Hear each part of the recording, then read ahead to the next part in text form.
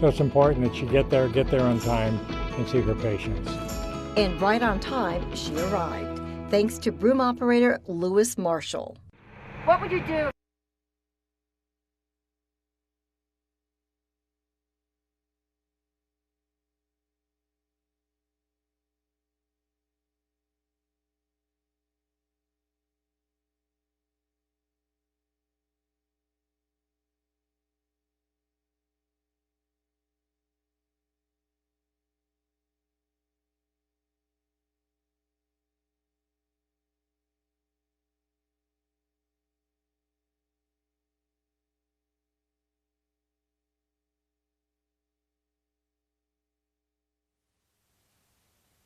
Good afternoon. Welcome to the Phoenix City Council formal meeting for the 26th of January.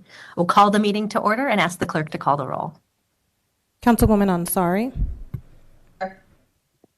Councilman DeCiccio. Here. Councilmember Garcia. Here. Councilwoman Guardado. Here.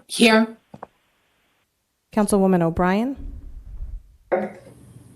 Councilwoman Stark. Here. Councilman Waring. Here. Vice Mayor Pastor. Here. Mayor Gallego. Thank you for joining us. Mario Barajas is with us to provide interpretation services. Mario, would you introduce yourself? Yes, Mayor, thank you. My name is Mario Barajas, and I will be serving as today's Spanish interpreter. And welcome to the City Council formal meeting. I'll now take a moment to introduce myself to our Spanish-speaking audience. Hola, buenas tardes. Bienvenidos a la reunión formal del Ayuntamiento Municipal. Mi nombre es Mario Barajas y estaré sirviéndoles hoy como intérprete de los de habla hispana.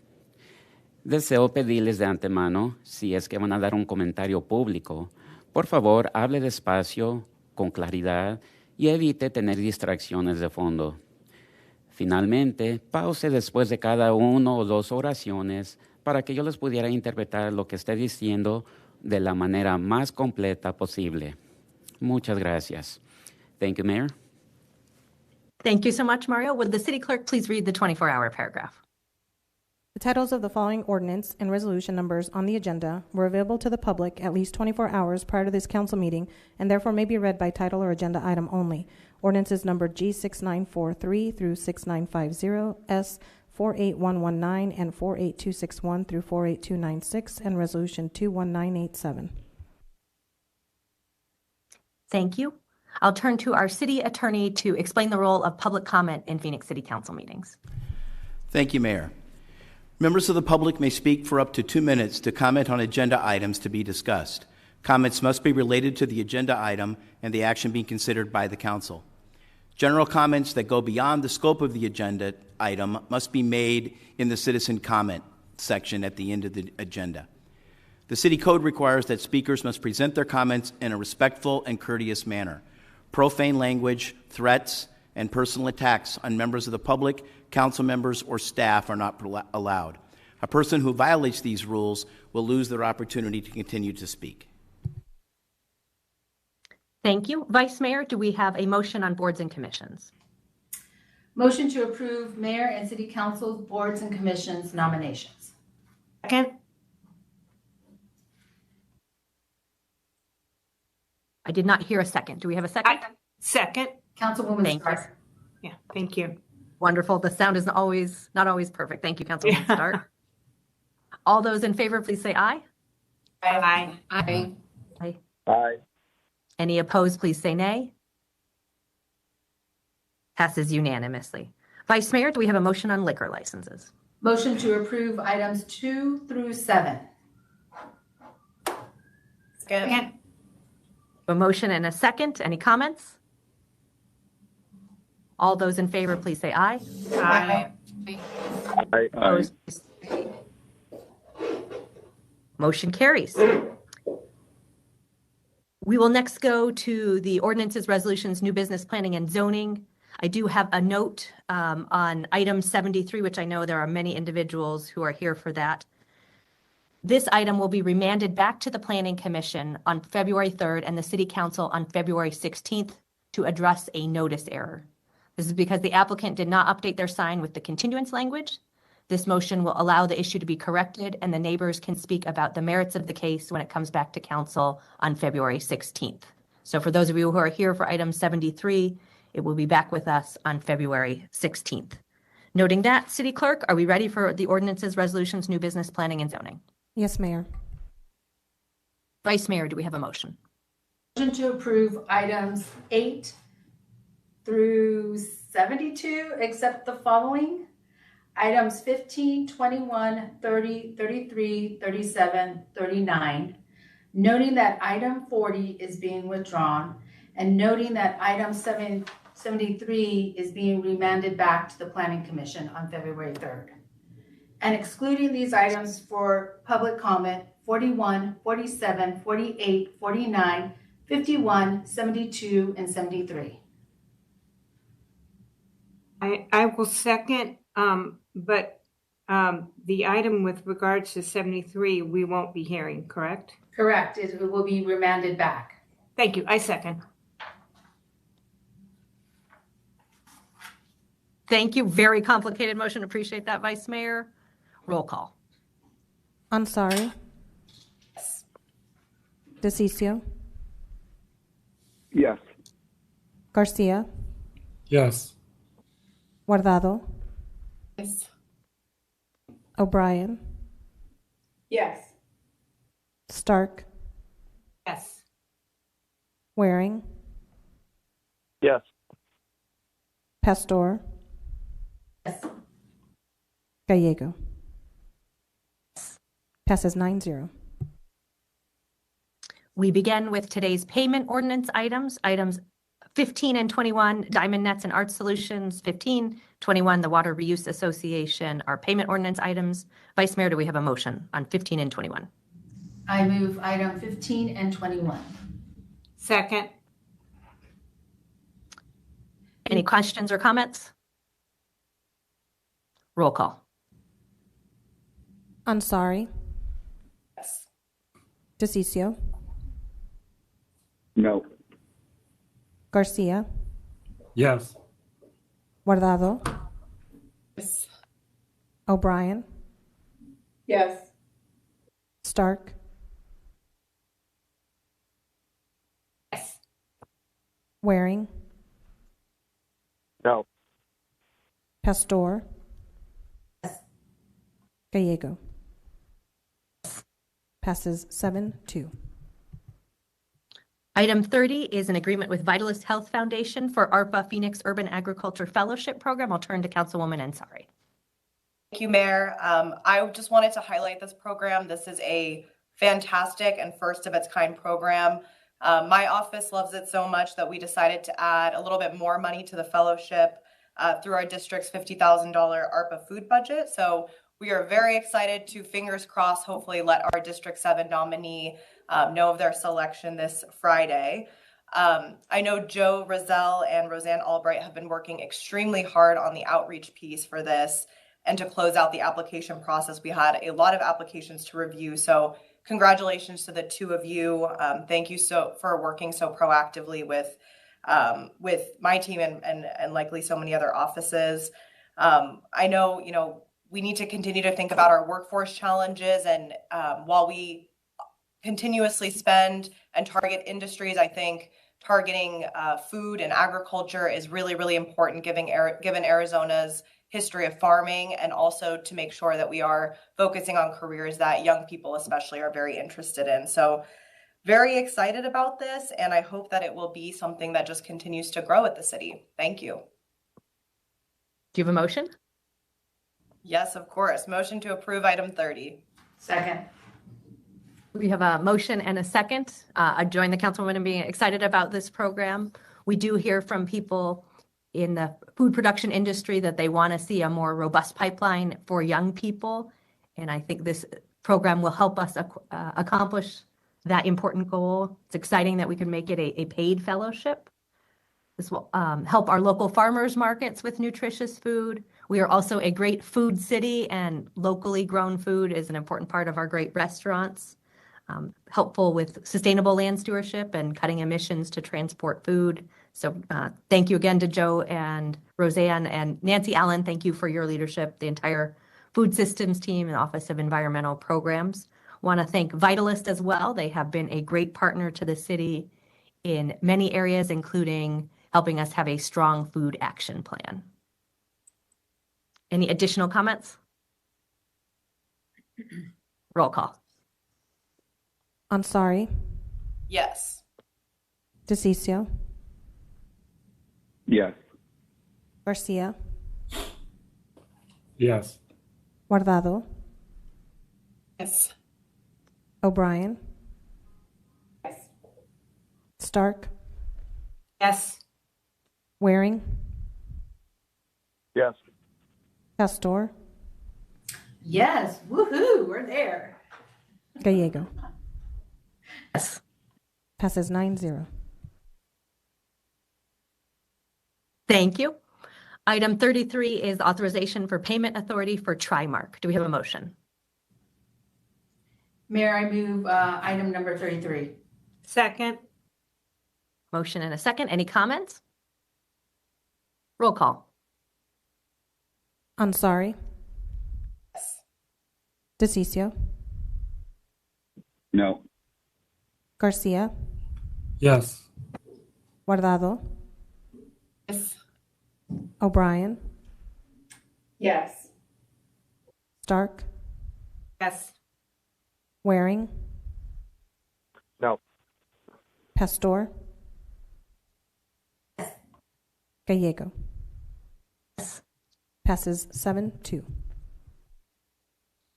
We next move to item 37, retroactive authorization for the school sustainability program grant. Do we have a motion? Mayor, I move item 37. Second. A motion from the Vice Mayor and a second from Councilwoman Stark. I am very excited that our Office of Sustainability has applied for federal funds for this program. It's an opportunity for schools to choose to have sustainability officers as part of their student government. It's been very successful in Phoenix Union, and we've had already graduates of the program go on to important careers in the city of Phoenix, as well as achieve sustainability gains while they were in high school. Arizona Department of Education is very excited about partnering with us on this program and bringing it to other parts of the state. And we suspect it has the potential to become a national model. I want to thank Doris Ellis. This project is her passion, and I'm excited to support its growth. Also want to thank Mark Hartman and to the AmeriCorps Vistas who have supported the program. And next I'll turn to Councilwoman Stark, and then Councilwoman O'Brien, and then Councilwoman Ansari. Mayor, I would love to say I second it, but I believe that Councilwoman O'Brien made the second. But I am very excited about this program as well. As you know, I am a former Vista volunteer, and so I'm always excited when I see the program involved in important issues like this. So with that, I'll be happy to support it. Thank you. Thank you. We will turn to Councilwoman O'Brien, and we'll ask the city clerk to note that Councilwoman O'Brien made the second. Thank you, Mayor. I'm sure Councilwoman Stark would have seconded also. And I'm excited for the city to provide students additional opportunities to learn about sustainability within schools. And I'm happy to support this motion this afternoon to retroactively approve the application and then receive the grant dollars from our federal government. I would ask that staff, when they bring this back for implementation, that they make sure to change the language so that the individual school student councils are able to determine who among them will attend the monthly meetings to discuss and learn about the item. I have reservations about any programs that would require or mandate school councils to amend their constitution to add a new elected position. If the student council chooses to do so, I'm sure that the city can help provide them framework, but I do want to make sure that local control of their student council bylaws remain in the hands of those student councils so that they can each decide and create how the sustainability will continue on their campuses. So with that, I will be voting yes today, but look forward to how we implement it in the future. Thank you, Councilwoman. Councilwoman Ansari. Thank you, Mayor. I would also like to join you and colleagues in saying what an amazing program this is. For those watching, it's essentially, at your school, you can run to be a sustainability officer, just like you can run to be student body president or secretary or any other position. I had the opportunity to actually meet with 8 of these sustainability officers last month, as well as Doris Ellis. And let me tell you, she is, as the mayor said, so passionate about this. It's so cool that this program exists. And the students who are part of it are genuinely some of the most thoughtful, proactive people that I've met. They're between the ages of 14 and 18. So much so that the student who helps run the program and she interns with the city, her name is Zoe. I offered her a summer internship in our office because she's clearly a go-getter and very hyper invested in climate issues. We know that is actually, one of, if not the most important issues to young people across the United States. So it's really cool that as the city of Phoenix, works on its climate action plan and is implementing, we're actually helping to develop the next generation of leaders. So this is just absolutely amazing. Thanks. Thank you. Any additional comments? Roll call. Ansari, Yes. DeCiccio, Yes. Garcia, Yes. Guardado, Yes. O'Brien, Yes. Stark, Yes. Waring, Yes. Pastor, Ooh, another one, yes. Gallego. Passes 9-0. Sustainability seeming to be a theme today. We go to item 39, which is tree and plant materials contract requirements contract. Do we have a motion? I move item 39. Second. Thank you. We have a motion from Councilwoman Pastor, and this time I'm confident the second from Councilwoman Stark. Yes. This is building on the work we have been doing related to tree planting. It will give us additional contract authority with Western Tree Company, which is a local business. It's great when we are buying local. They specialize in drought tolerant and native trees in the Southwest. The Office of Heat Response and Mitigation and Office of Sustainability are working across the city with other departments, including Parks and NSD, to make sure that we meet our tree canopy goals. I want to thank them for their work on this item. Any additional comments? Roll call. Ansari, Yes. DeCiccio, Yes. Garcia, Yes. Guardado, Yes. O'Brien, Yes. Stark, Yes. Waring, Yes. Pastor, 3 in a row. Woohoo! Yes. Gallego. Yes. Passes 9-0. Excellent. I'm feeling like the streak may continue because item 41 is Super Bowl 2023 special promotional event resolution. Very exciting that we are about a year out from Super Bowl coming to our region. The 2015 game brought more than 120,000 people to Greater Phoenix and an economic impact of $720 million for our region. So it'll be exciting to see downtown Phoenix and our entire region on the global stage.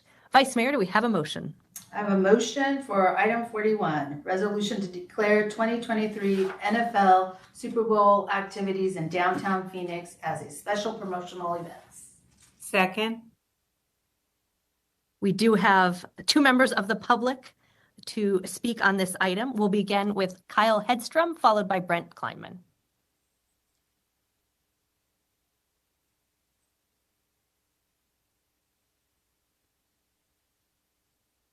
Kyle, the floor is yours. Thank you, Mayor. Kyle Hedstrom with the Arizona Super Bowl Host Committee, and wanted to just say thank you all. We are incredibly excited to be back and to have once again a large footprint here in downtown Phoenix. the success of Super Bowl 49 was largely due to our really successful and integrated partnership with the city. We look forward to that again and to working with the city, with the NFL, with our broadcast partners and everyone else to successfully host Super Bowl 57. So we thank you for this consideration today and look forward to working with you towards 57. Thank you. Thank you. Brent, the floor is yours. Thank you very much, Mayor and members of the City Council. I just wanted to pretty much echo what was just said about how excited I am to see that you guys are taking this step and working proactively and partnering with the Super Bowl committee to make downtown Phoenix a hub for the upcoming Super Bowl. Especially with the past few years, the way they have been, this is, I think, more exciting and more essential than ever that we take every step we can to make this as open and as active as possible a place for Super Bowl activity. And I hope that we fill every inch of that area within the map that is allocated for this special zoning. So thank you very much, and I look forward to seeing Super Bowl front and center in downtown Phoenix come January 2023. Thank you. Visit Phoenix. Our Economic Development Department, Convention Center folks are all hard at work on hosting this event and putting Phoenix on the global stage. Council comments. Councilwoman Ansari. Thank you. Just echoing what everyone else said, this is very, very exciting. Back in 2015, when we had 1 million people flood our streets downtown, it's amazing to see how much downtown Phoenix has transformed since then. It seems, every month there are new articles about top 14 hottest new restaurants and bars downtown, and there's just so much to show off. So I know this is going to be a big undertaking, but I'm really excited to work with department heads and partners and everyone to host a big welcome to Phoenix party in District 7 in the downtown core, and looking forward to getting started. Thanks.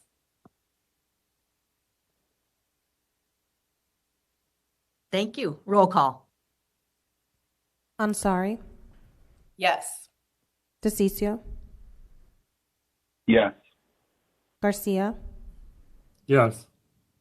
Guardado, Yes. O'Brien, Yes. Stark, Yes. Waring, Yes. Pastor, Yes, this is exciting. Gallego. Yes. Passes 9-0. Next up is item 47, the Hornaday Amex tap ammunition. Do we have a motion? I move item 47. Second. We have a motion and a second. We have two members of the public to address the council. We'll begin with Amy Meglio, followed by Jessica Spencer. Can you hear me? Hello? Can you hear We me? can hear you, yes. Okay, so firstly, I'm with Intersect Maricopa. And we are a deaf-owned company, and we were just trying to figure out, we've been trying to message people as to why there's not an interpreter, because there's definitely a lot of people who speak ASL only, and they have a right to know what's going on too. So that was pretty upsetting to my co-founder. But to get to the matter at hand, so the Phoenix Police Department gets $745 million a year before the money it took out of the COVID budget, before all the money that gets snuck away towards them on these little amendments. And so what I'm curious to know is, as somebody who's at least familiar with numbers and budget, if they're getting 52% of the budget and they're not spending it on hiring because they can't fill the spots that they have, and they're trying to give away bonus money to get people to fill the spots, why can't they find $45,000 to pay for their bullets? Why do they need to take more of the taxpayers' dollars when that money could be going towards social services? That money could be going towards outreach. That money could be going towards an interpreter for all of the residents of Phoenix to be able to know what's going on in their own meetings. So I'm vehemently opposed. Thank you. Thank you. Next is Jessica. Hello, my name is Jessica Spencer. I am a Phoenix resident. I am in District 7. I oppose this motion for many, many reasons. One of the major reasons is last year, the Phoenix Police Department got over $787 million allocated to their budget. So I do not understand why we keep giving them more and more money when I can't go down Van Buren Street and not see within a stone's throw somebody who is houseless and disabled. There is a crisis on our streets. I literally have people messaging me because I do street outreach, because I try to help people, asking me if I can help them find housing. Because the services that we do have, Central Arizona Shelter Services, are not good enough. People right now, Arizona Central reported on this yesterday, in South Phoenix, are not able to pay their rent. I don't know why we keep throwing money at a police department that continuously shoots people in the back if they're in wheelchairs. I just do not understand why this continues to happen. We have a literal crisis. People are dying on our streets. We continue to funnel money to the police department, and I do not understand why. Why? That's what I want to know, because I do not understand how they can get over $787 million. That's 667% more than our housing. I oppose this, and I want more resources for the people that suffer from being unsheltered in our Phoenix streets. There's a crisis, and the people of your city are having to deal with it. It's unacceptable. I concede the rest of my time. Thank you. Any council member comments or questions? Mayor, Vice Mayor? is somebody at the, I believe or Chief just, Curtin. maybe I asked the city manager, the funds, the additional funds are coming from already the police department's budget. Mayor, That's the Vice question. Mayor, Vice Mayor, members of the council, the item that you're discussing right now, these funds are already in the police department budget. These are not additional funds over and above their budget. And these aren't ARPA funds? These are not. Okay. And then I guess my next question is, it's asking for approval for 45,000. Could you explain, please? I know why, but I want to put it on record. Mayor, members of the council, I'll defer to Chief Kurtenbach, who will walk you through why this request is before you today and what the purpose of the ask is. Mayor Gallego, members of the council, Councilman Pastor, specifically this particular type of ammunition is used, as it indicates in the council report, by our special assignments unit, and this is ammunition that would be used on a very bad day. This is just in a situation we would have to deploy our snipers. Unfortunately, I've been out on scenes where we've had to do just this. Most recently, there was a homicide that occurred at a Circle K where an individual who was just buying items at the Circle K was indiscriminately murdered by a suspect who then was holding hostages inside that business. The decision was made to try and end that situation when negotiations were unsuccessful, and not having the right ammunition would not allow us to do our jobs. The reason we're asking for this amount of ammunition is to ensure that we have enough so we can properly train, because training will lead to positive results if the incident actually occurs into a deployment. Thank you. Councilwoman O'Brien. Hey, Mayor. Jeff, could you explain the process of how our departments must come before the city council to receive approval, even if those funds are already in their budget? Sure, Mayor, members of the council. Our procurement rules, as stated within city code and policies, require that any contract that we enter into with a vendor externally, that requires council approval. So even though those funds have been appropriated and approved by you in the annual operating budget, it does require, once we enter into that purchase agreement, that we have to have that approved by council secondarily to them having the funds in their budget. So these are not additional funds, and as Vice Mayor had already pointed out, they're not ARPA funds. These are funds that were already allocated in the budget previously approved by the council. That is correct. ARPA funds would not be an eligible use in this area. Thank you so much, Jeff, and thank you, Mayor. Thank you. Any additional questions? Roll call. Ansari. Yes. DeCiccio. Yes. Garcia, No. Guardado, Yes. O'Brien, Yes. Stark, Yes. Waring, Yes. Pastor, Yes. Gallego. Yes. Passes 8-1.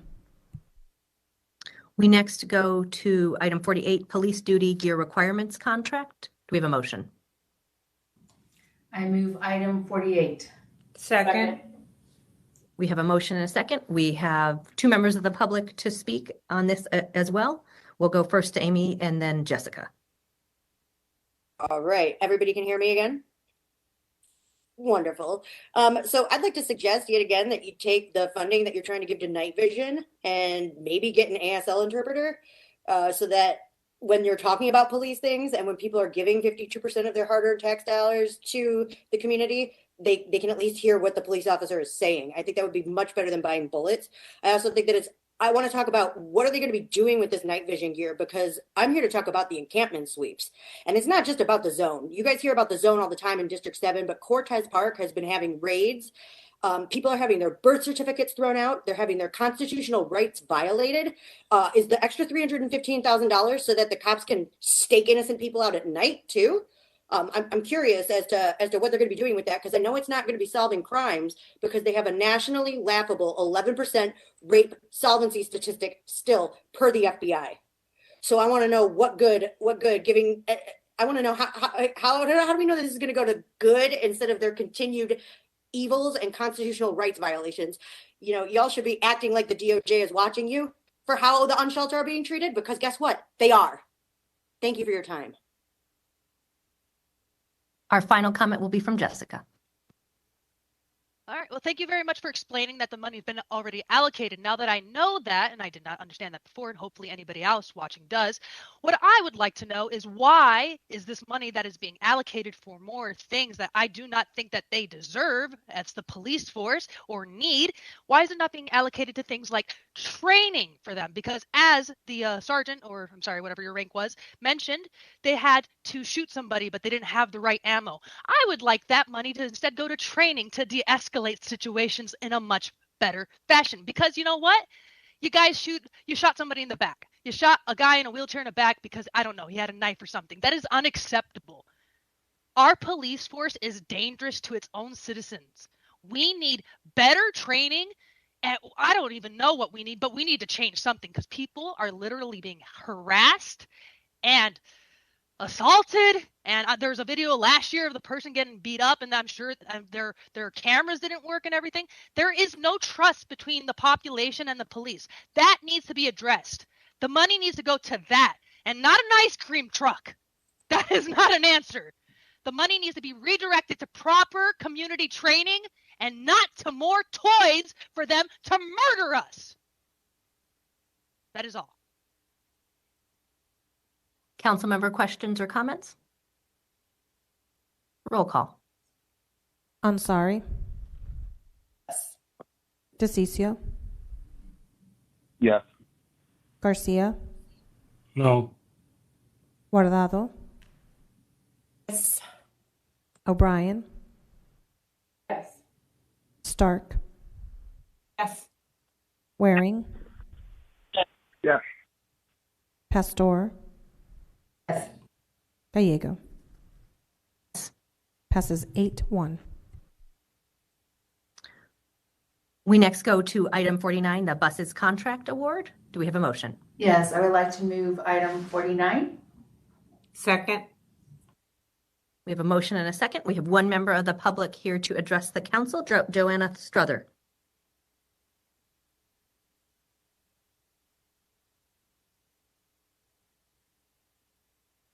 Afternoon, Mayor and City Council members. My name is Joanna Struther, and I serve as the Senior Advocacy Director for the American Lung Association. We know that you have an immediate bus replacement needs right now in the city of Phoenix, and I'm glad to see that there are now restrictions in place to stop the city from continuing to depend on fossil fuels for your bus fleets. Vehicle emissions are the largest source of our air pollution burdens. The American Lung Association's 2020 Road to Clean Air report revealed transportation electrification could yield up to $1.5 billion in healthcare benefits in Arizona annually through adopting of electric transportation, including buses. This is a much stronger proposal, and I'm glad to see it being paired with an expanded investments in zero-emission transit. There has never been a more important time for lung health, so thank you for considering cleaner, zero-emission transit.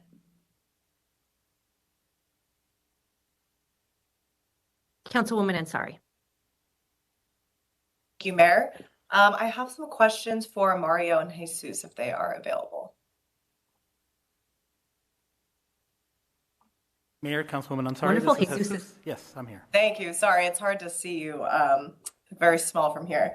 Thank you so much. First of all, thank you so much for all of the hard work that you have done on this.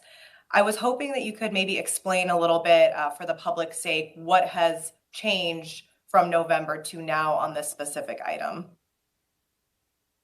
Mayor, Councilwoman Ansari, for this particular item, for item number 49, this is a proposed contract award to Gillig Manufacturing.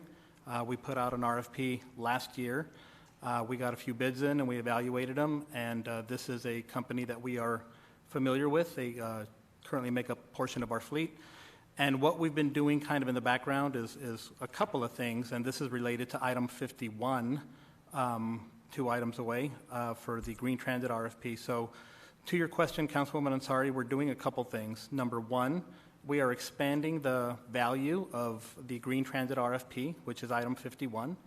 The council approved that item on November 17th last year, and it's basically the same theory where we're going to go out and procure and test on a long-term basis cleaner burning buses, including electric.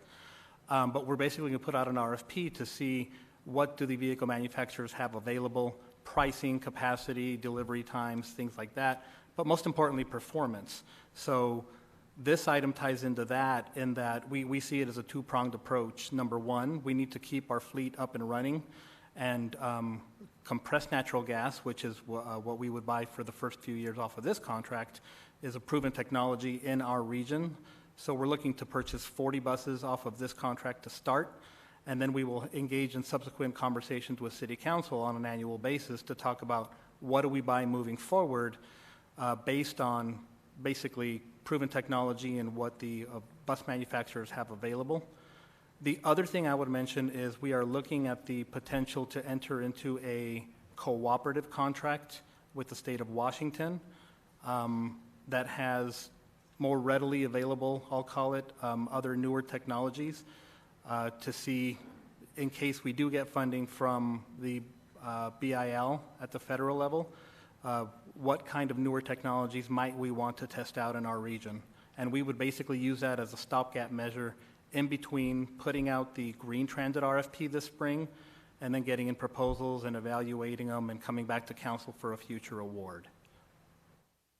Wonderful. Thank you. That was very, very, very clear. So just, I guess, again, to reemphasize, I think what I am very happy about in terms of this specific item is that we are no longer just authorizing 5 years up to $145 million as a blanket, but this item will continue to come back every single year to council to reapprove. And my hope would be that by that point, like you said, the Green Transit pilot, the cooperative contracts, there has been success in those areas. So maybe we start to diversify our fleet so that next year when we have to replace the buses that need replacement most urgently, it's not entirely CNG buses, but a mixture. So I appreciate that.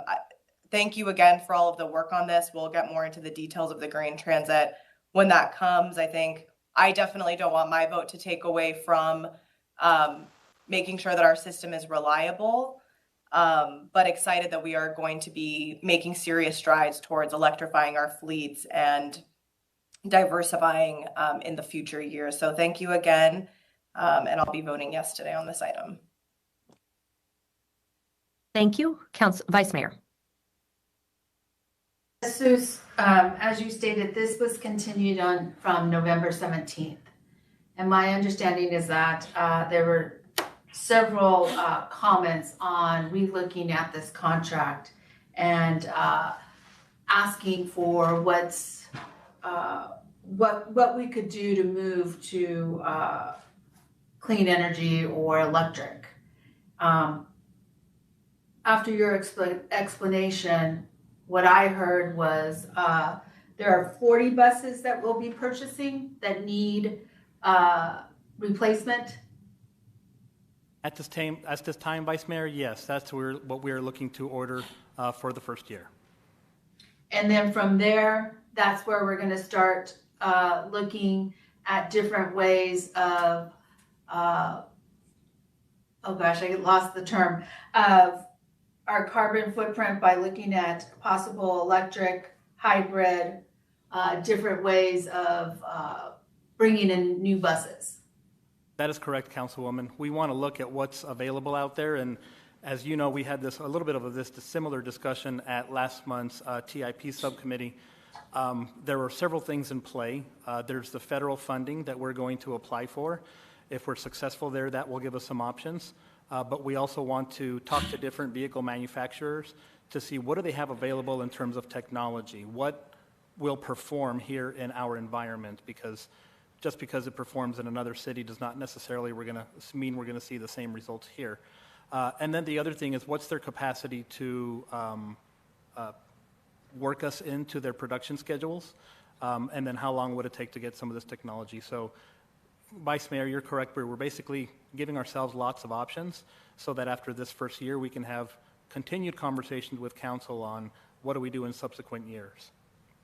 Okay, so my understanding is we'll start to phase with the direction of the council as we phase. And I would hope we would pilot many different mechanisms only to see what will hold up with our weather. That is correct, Vice Mayor. We want to incorporate proven technology. Okay, thank you.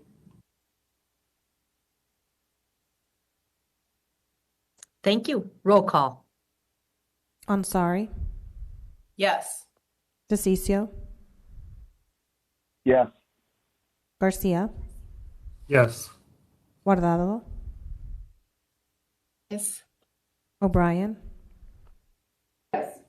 Stark, Yes. Waring, Yes. Pastor, Yes, exciting. Gallego. Passes 9-0. Next, we go to a related item. Item 51, the Green Transit Technology RFP. Do we have a motion?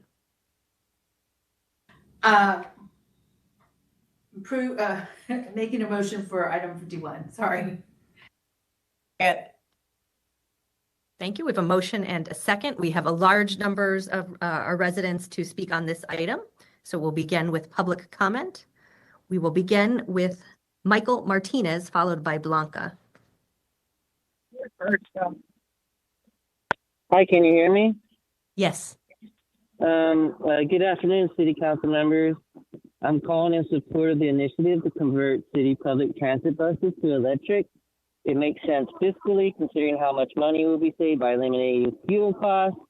Also, the recently passed federal infrastructure bill will provide a lot of the funding for this program, so we take full advantage of these benefits. What I like most about human innovation and technology is the potential to enhance our personal lives, communities, and the systems we create, use, and improve upon. This initiative would do just that. As the stewards entrusted with the power to chart the future course of this city's development, I hope that you see how pivotal today's vote is to catapult us into the future and place us on par with other cities who are utilizing this technology, as well as enabling us to scale back on toxic gas emissions.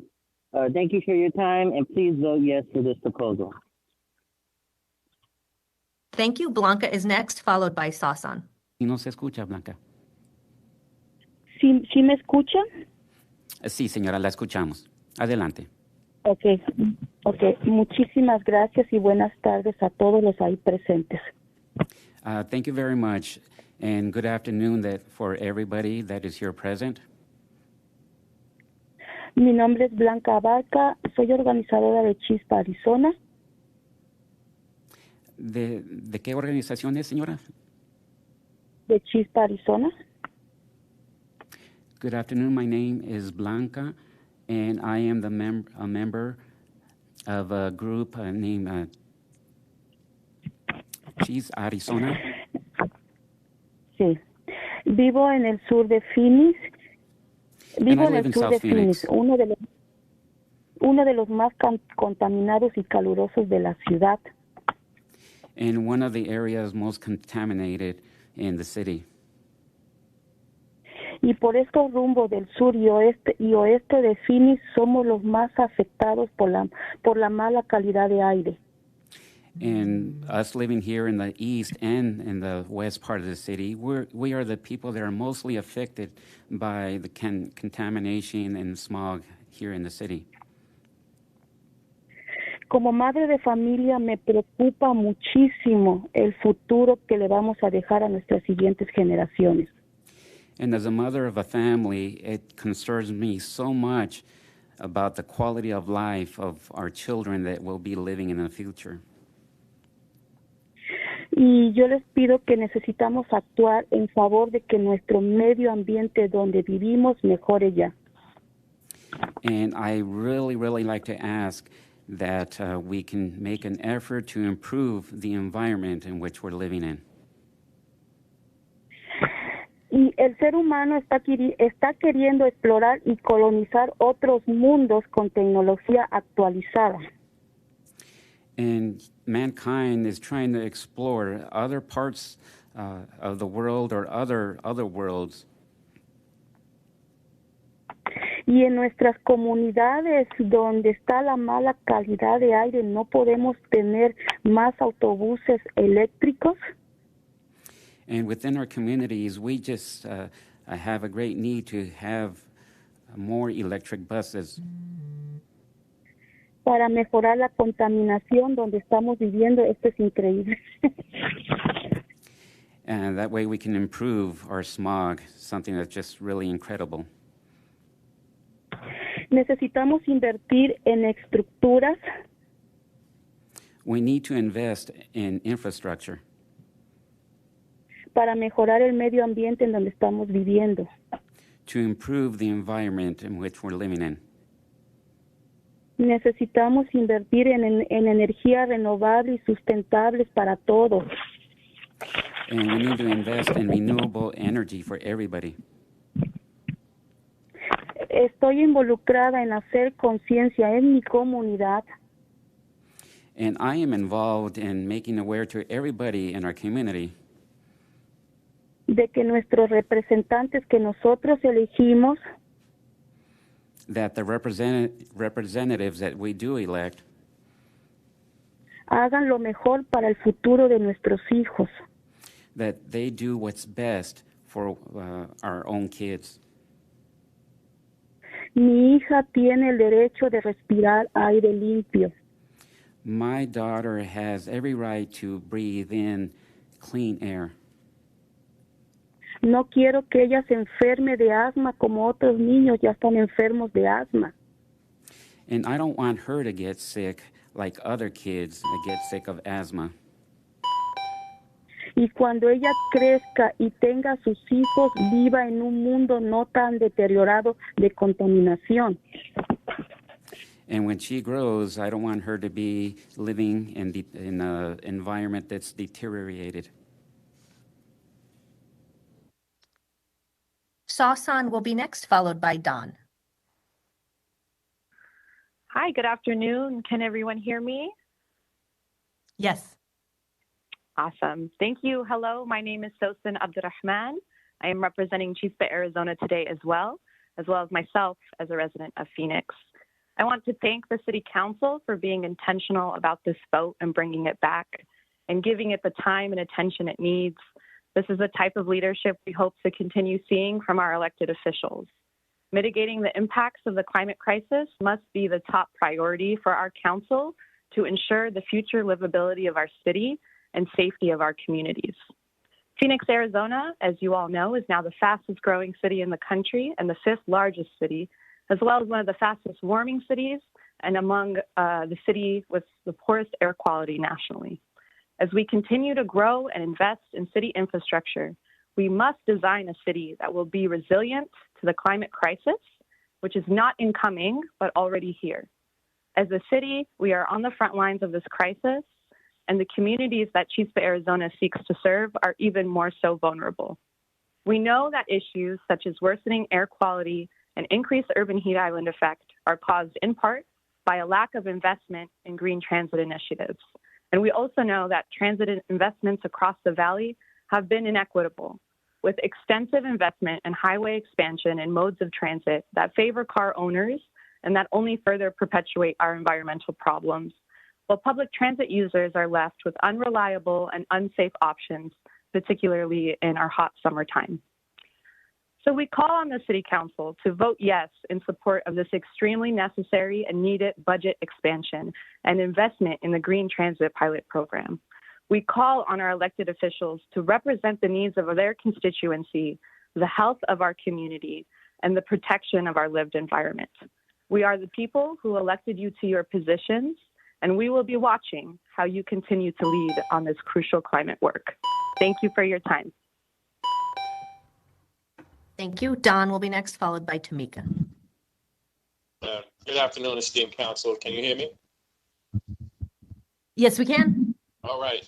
My name is Don Amadon. I live in District 3. And I'm calling to thank city staff and Phoenix City Council for considering this bold and forward-thinking expansion of funding for green public transit. Phoenix has some of the worst air quality in the country and can be seen in the smog that hangs over the city. Public transportation is the biggest contributor to this important health issue. The federal government has just passed a historic investment in infrastructure, including billions of dollars to public transportation. Phoenix has an average of 299 days of sunshine and would be the best city to lead. The best city to lead an all-electric public transportation system. This money can also be used to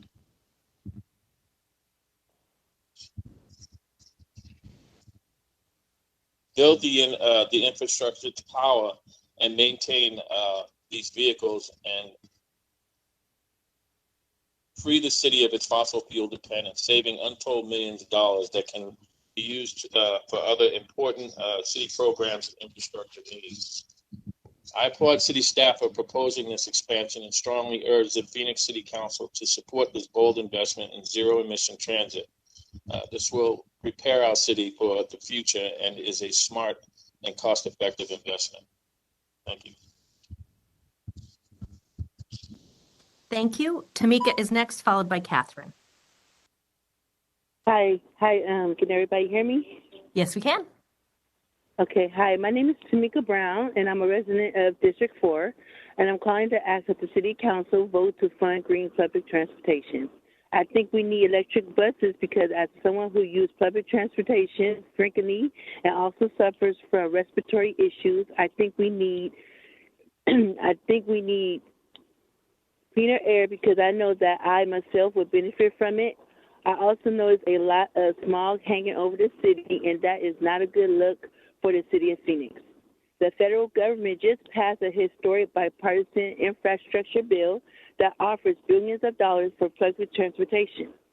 Phoenix should take full advantage of this exciting time and use the money while we have the opportunity.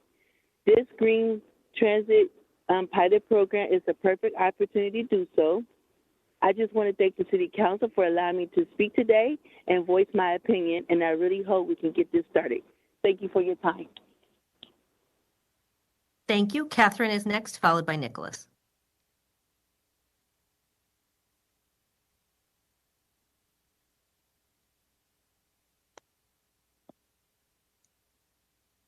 Catherine? Hello. Yes, can everyone hear me? Now we can. Wonderful. Okay, thank you. My name is Kat Castaneda. I live in the Melrose area of District 4. And first off, I want to say that I'm calling to thank the Phoenix City Council for taking the time to consider the expansion of funding to begin the much needed transition to green public transit. I have lived in Central Phoenix for over 30 years, and I've seen the continuing decline in our air quality. I myself have asthma, and there are now days when, even with medication, I have difficulty breathing. I have friends and family who do not visit anymore because they cannot tolerate the poor air quality that is evident in the cloud of smog that often hangs over Phoenix.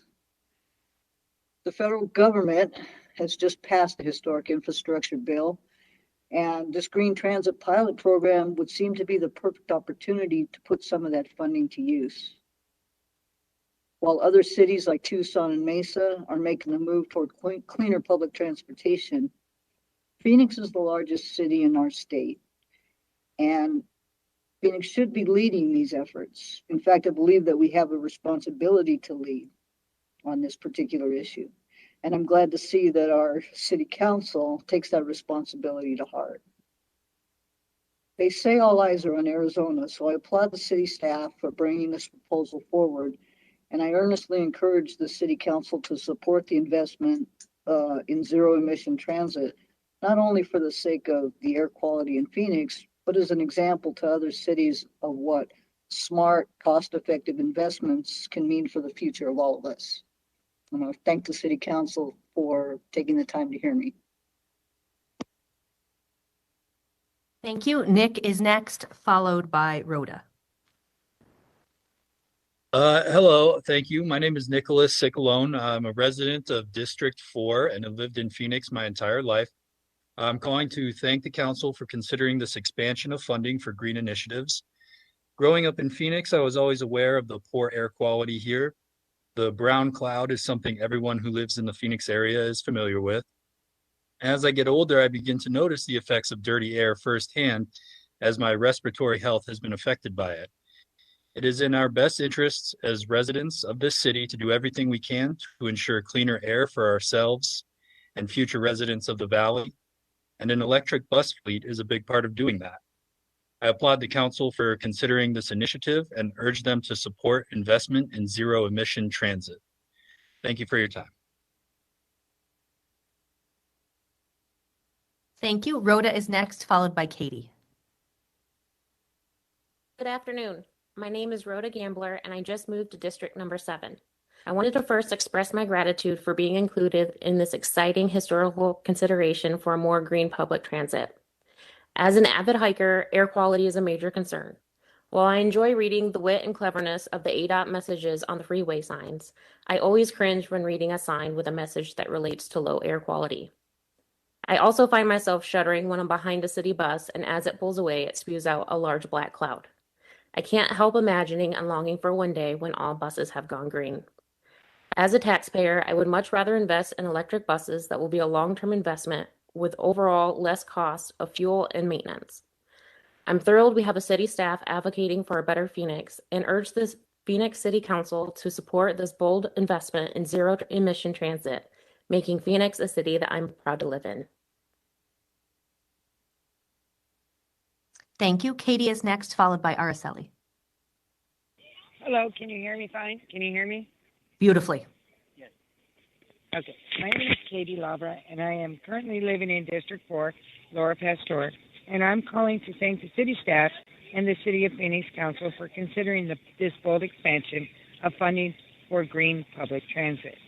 Now, I, as a native Arizona, have been here all 61 years of my life, and I do encourage the City Council to focus more on electric buses because the air quality pollution is so bad in Phoenix, especially during the winter months, as we all know.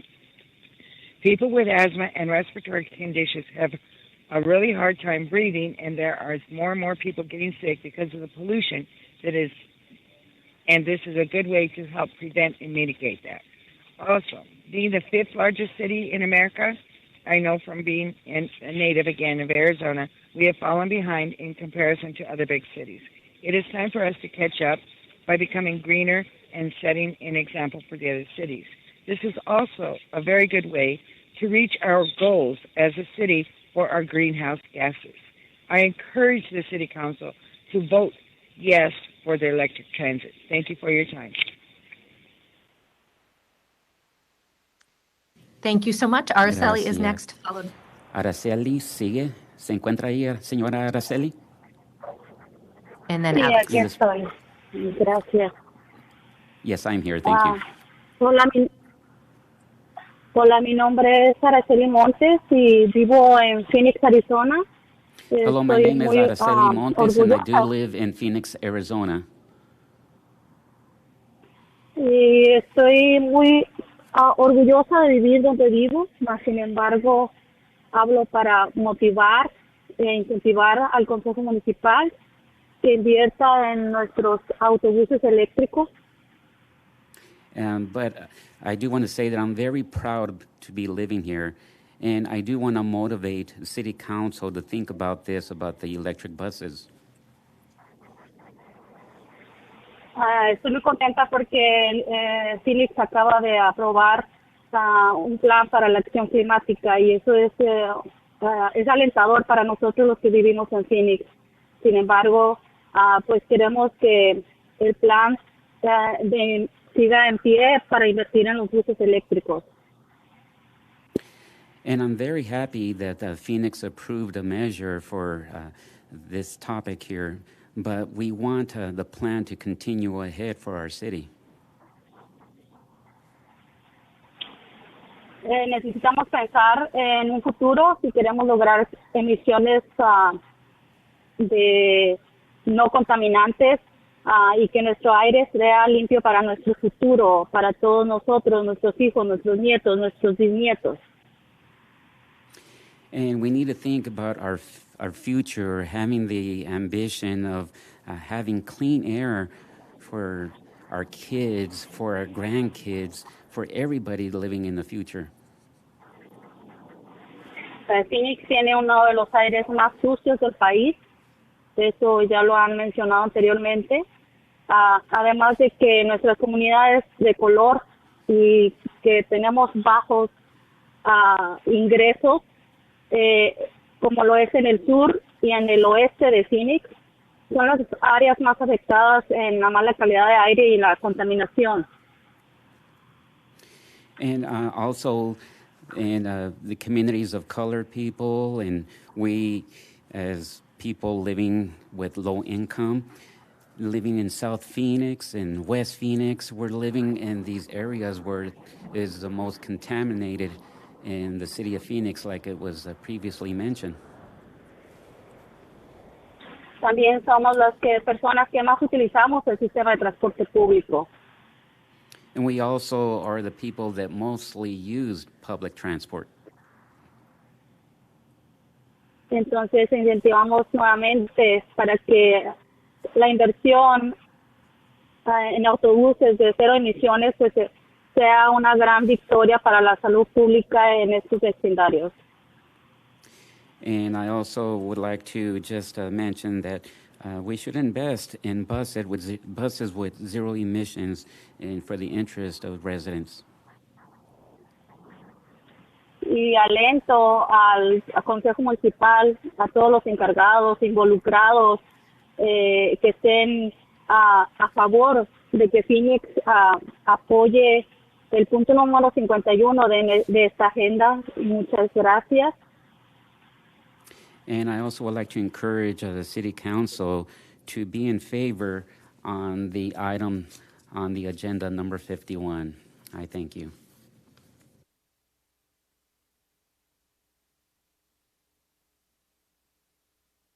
Alex is next, followed by Joanna. Hi, good afternoon, City Council. Can you hear me? Yes, we can. Hi, first of all, my name is Alex Rosado. I live on 4902 East Thomas Road in District 6, and I just want to thank the City Council for taking up this resolution that is very forward-thinking, and it's something that I think has been desperately needed in our city. I don't know if I've been aware, but other cities, neighboring cities like Tempe and Mesa have already started adopting similar policies, and this will give a chance for the city of Phoenix to only catch up, but maybe actually become the leader in the region, and also in the state of Arizona to electrify and find renewable resources when it comes to our transportation here in Arizona. And again, I just want to thank the City Council for their time for having this amazing resolution on their plate right now, and thank you for considering it. Thank you. Joanna is next, and then our final speaker on item 51 will be Julian.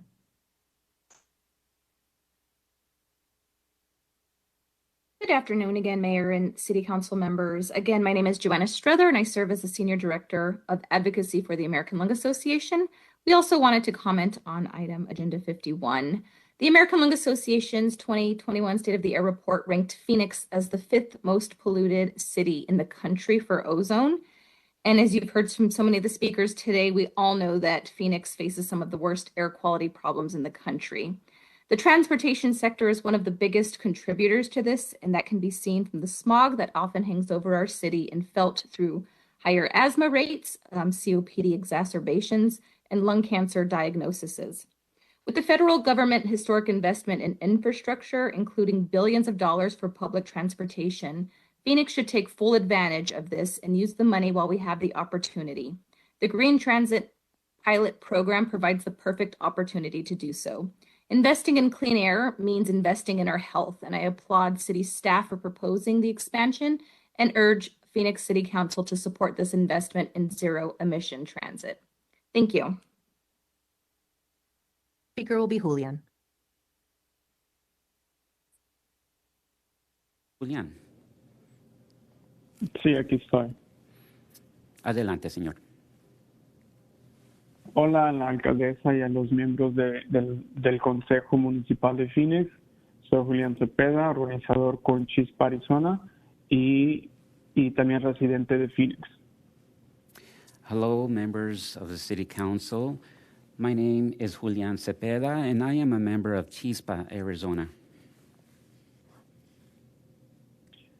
Y también soy residente de Phoenix, Arizona, y estoy hablando de parte de la comunidad latina, y también estoy hablando para hablar de mi experiencia viviendo aquí en la ciudad.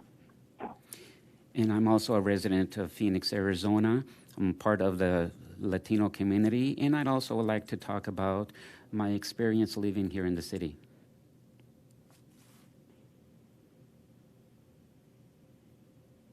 Apoyo el programa de Green Transit por las siguientes razones. I support the Green Transit program for the following reasons.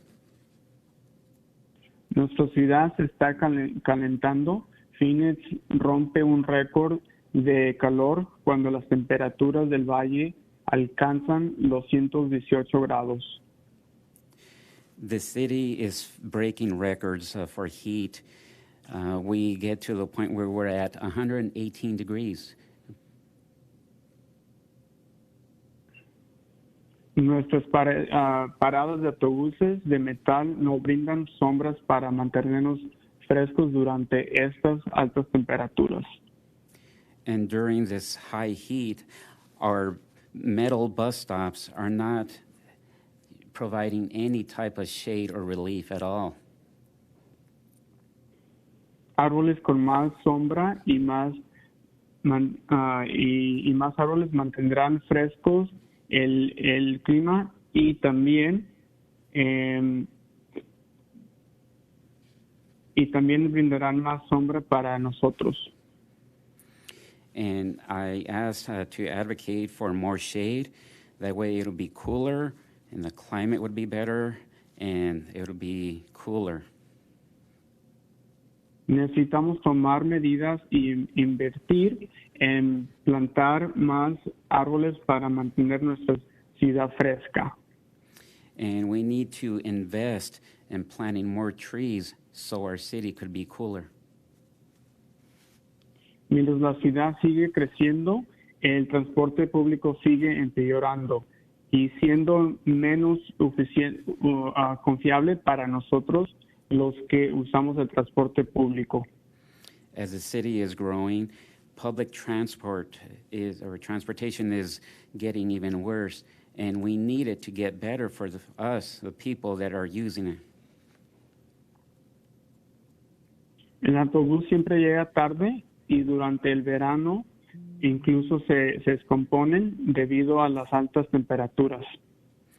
And the buses are always late and they're breaking down, especially in the summertime. and they're breaking down because of the heat.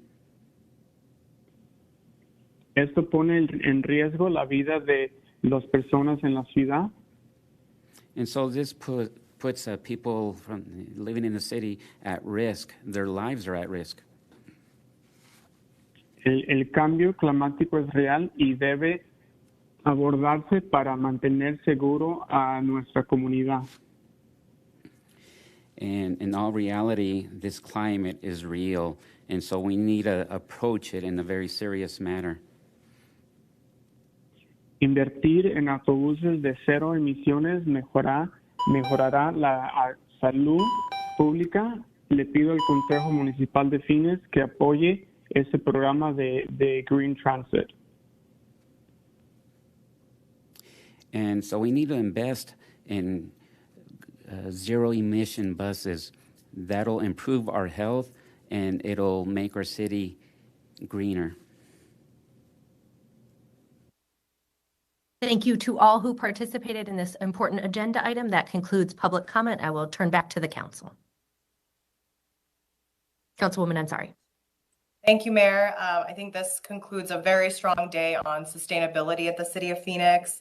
One of the residents said that all eyes are on Arizona, and I think really all eyes are on Phoenix. And I truly believe that this vote today and this investment will set us on a path to transition to 100% zero-emission bus fleet in this decade. This investment will not only reduce emissions and improve air quality, but it will also create good, clean jobs in our community.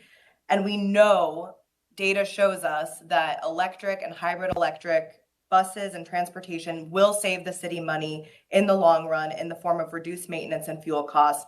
And it's great that federal help is also on the way.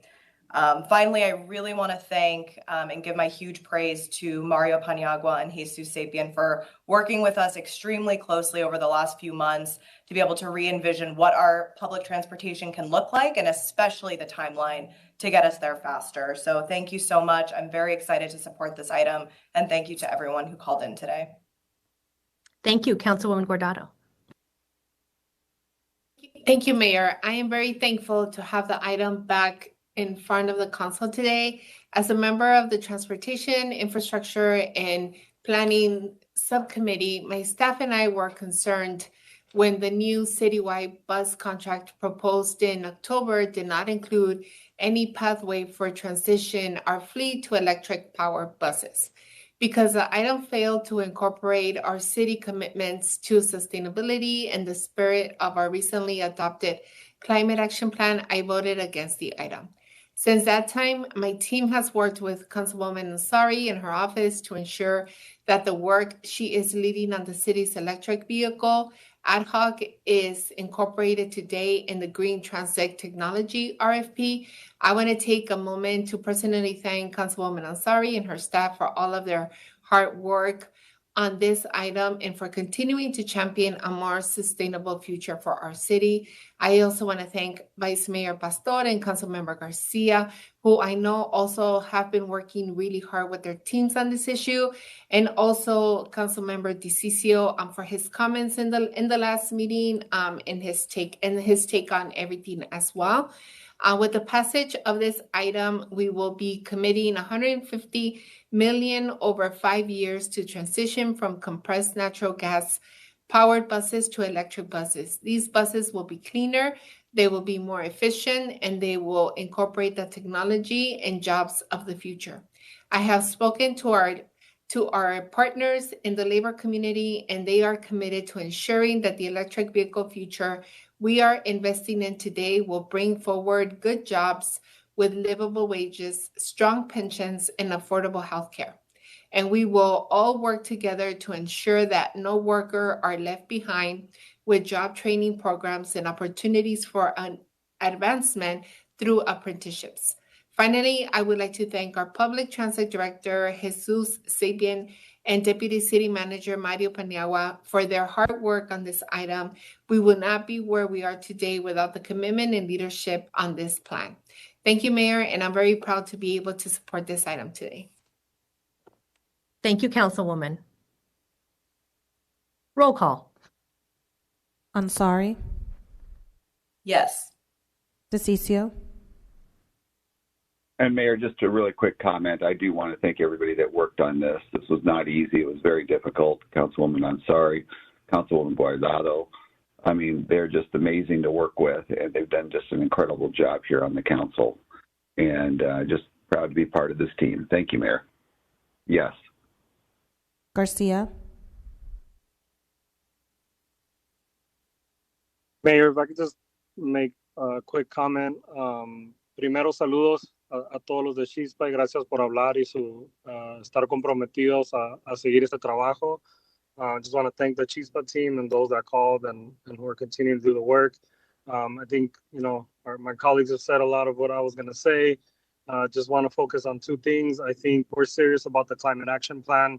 So it's not just buses. I think any other fleet, any other purchases that are coming forward, we need departments to be able to look at these green options before they come forward.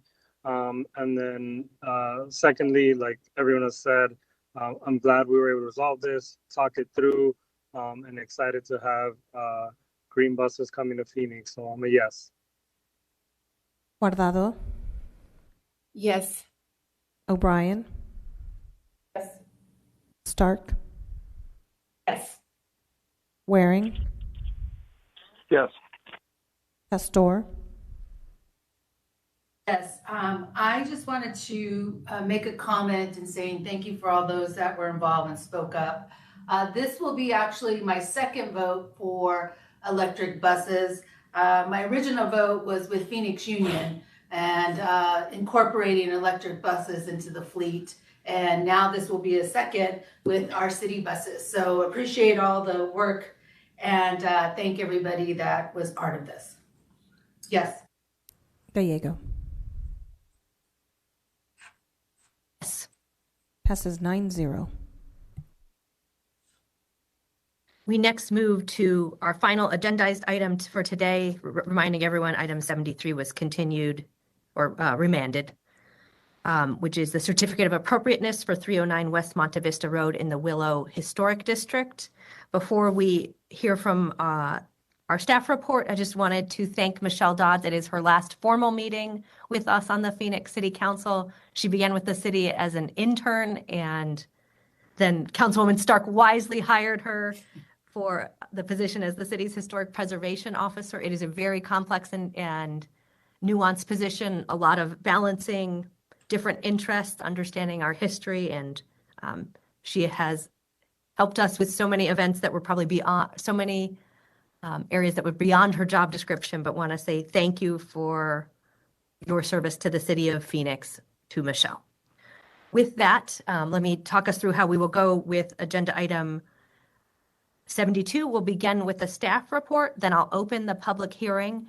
We will hear 5-minute presentations from each side. We'll begin with the applicant and then the appellant. The applicant has the ability to reserve some of the time at the end to reply if you would like within your 5 minutes, but not required. There will also be a significant public testimony. I think we have 14 in opposition on that. Then we will close the public hearing and I will turn to the vice mayor who represents the area for a motion. With that, I will turn to Alan Stevenson, our planning and development director, for a staff report. Thank you, Mayor, members of council. This item is an appeal of a Historic Preservation Commission decision on a certificate of appropriateness for a proposed addition to a single-family home within the Willow Historic District. I have with me Ms. Michelle Dodds, as you noted, and also Mr. Kevin Waite from the Historic Preservation Office. Ms. Dodds will go through the presentation, and Mr. Waite will help us with any questions that the council may have. Thank you. Mayor, thank you for the very kind words. And Mayor and Council, so this case is at 309 West Monte Vista Road. It's in the Willow Historic District. You can see in the aerial, the house is highlighted.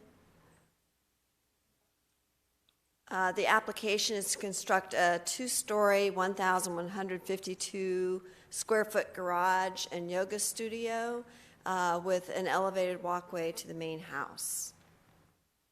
Here's the site plan showing the new garage and yoga studio pushed all the way back on the lot. And so you're seeing an elevation there. The proposal is 20 foot tall, whereas the house is 14 foot tall. And here is a rendering of what that addition would look like. Some additional positions on the rendering. And the perspective view here is what you would see from the street at this angle. This is a Sanborn map from 1949. The subject site is highlighted in purple, and you can see the other circled properties in blue all show two-story structures. They're noted as such on the plan, and most of those are accessory buildings. The general design guidelines for historic properties talk about within the historic residential areas, new construction should be similar in height, shape, and materials to the structures in the vicinity. Where changes in size must occur, the visual impact of the new construction should be minimized by stepping back the new construction from the historic buildings. And so this proposal is, again, step back all the way back on the lot. The point here being that the new construction is pushed back as far as it can be on the lot, and they've actually reduced the ceiling plates and overall height to the lowest possible to allow a two-story structure. The hearing officer hearing was held on September 21st of 2021, and they did recommend approval with 3 stipulations. One, that the north and south elevations be included in the final submittal, along with a perspective view of the house and proposed building from the sidewalk northwest of the property. 2, that the walkway or staircase access is chosen before the submittal. And that 3, all windows, egress, general building code, and zoning issues are all settled before final submittal. The hearing officer's decision was appealed by Tom Doscher of the Willow Zoning Committee. At the Historic Preservation Commission meeting, there was a split vote. The appeal was heard on November 15th of 2021. It was approved by a 5-4 vote with a modification to stipulation 2. And that was that the staircase access be used to the second story rather than the elevated walkway to the main house. The commission's decision was appealed by Tom Doscher, representing the Willow Neighborhood Association Governing Board. The options before the council today, you could uphold the decision of the commission, or you could reverse the decision of the commission and deny the project. And with that, we're happy to answer any questions. Mayor. Councilwoman Stark. I'm sorry, Michelle, what was the vote again at the commission? I apologize. Yes, the vote at the commission was 5-4, 5 in favor of the project and 4 opposed to the motion. Okay, thank you. Thank you. Thank you, Mayor. Thank you. Any additional questions or comments before we open the public hearing? All right, and again, each side will have 5 minutes. We'll begin with Bruce MacArthur, and then we'll go to Bob Cannon. So Bruce, the floor is yours.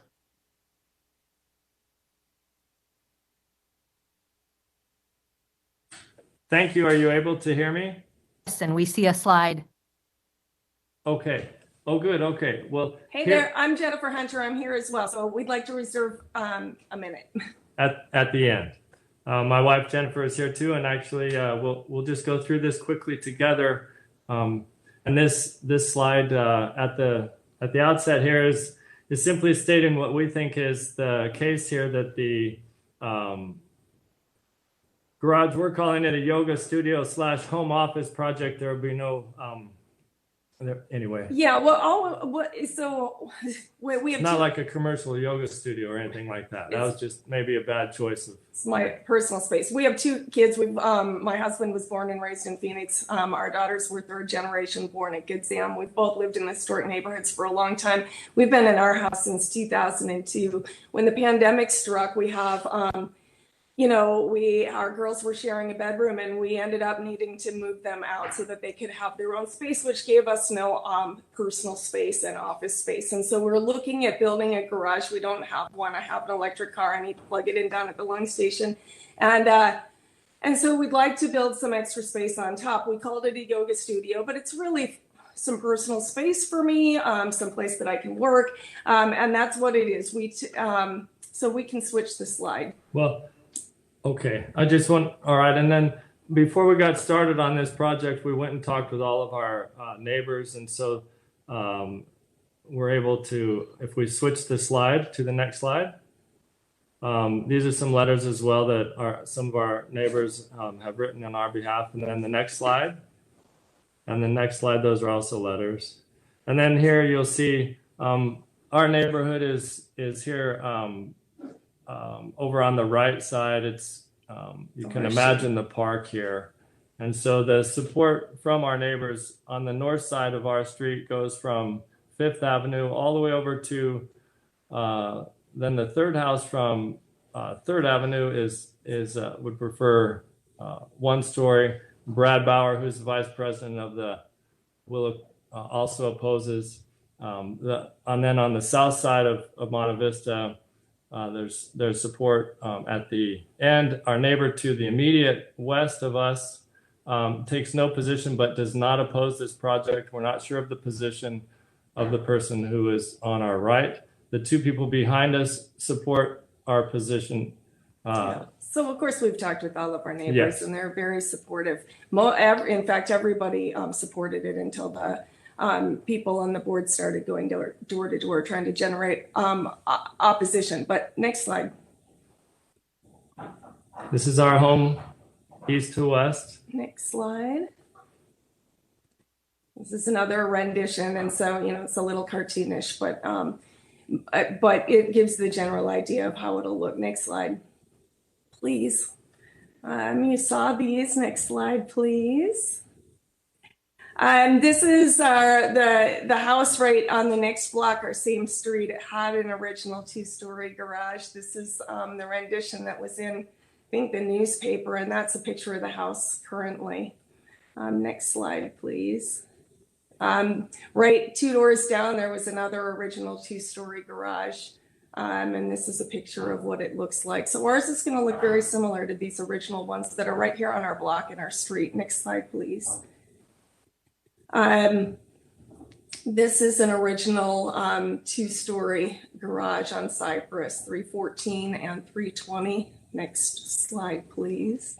And this one is 317 Cypress. This is an original 2-story garage as well. Next slide, please. This again is an original 2-story garage on Cypress. It's the one on the right. And you can see on the left, here's another original 2-story. You can see on the left a 2-story structure that was added on. There are a lot of 2-story structures in the neighborhood. Next slide, please. These are original 2-story garages, 514 and 521 Holly. I could just say here about the one on the right that it's similar in many respects to ours, although there's a lot more of the garage that is showing here, since ours won't show that much directly from the street. But that's a similar kind of house and plan for the 2-story that we have right there. Although ours will not. In your final minute, just so you know. Thank you. Next slide, please. Wow. Yeah, and so there are a number. The PowerPoint goes through a number of them, and then we have a lot of other pictures of. There's that if you can back up one. Oops. There we go. This one was built in the last 15 years. Ours is not going to be that visible. And the next one, please. And the next slide. This was built, 2-story garage built 5 years ago without any opposition. And then the next slide, please. This is a recent 2-story that was built on Cypress. My understanding is that also 117 Palm, there's a 2-story that's going up with the support of the board. And so we feel like what we're trying to do is consistent with the neighborhood. We've taken great pains in restoring our house to what it originally was. We've really tried to maintain the historic integrity, and we've been here since 2002. We'd like to stay. We're longtime Phoenix residents. We think it's important to live in the city. We want our children to live here and grow up here, and we just simply need a place to park and a little. Bob Cannon will present next.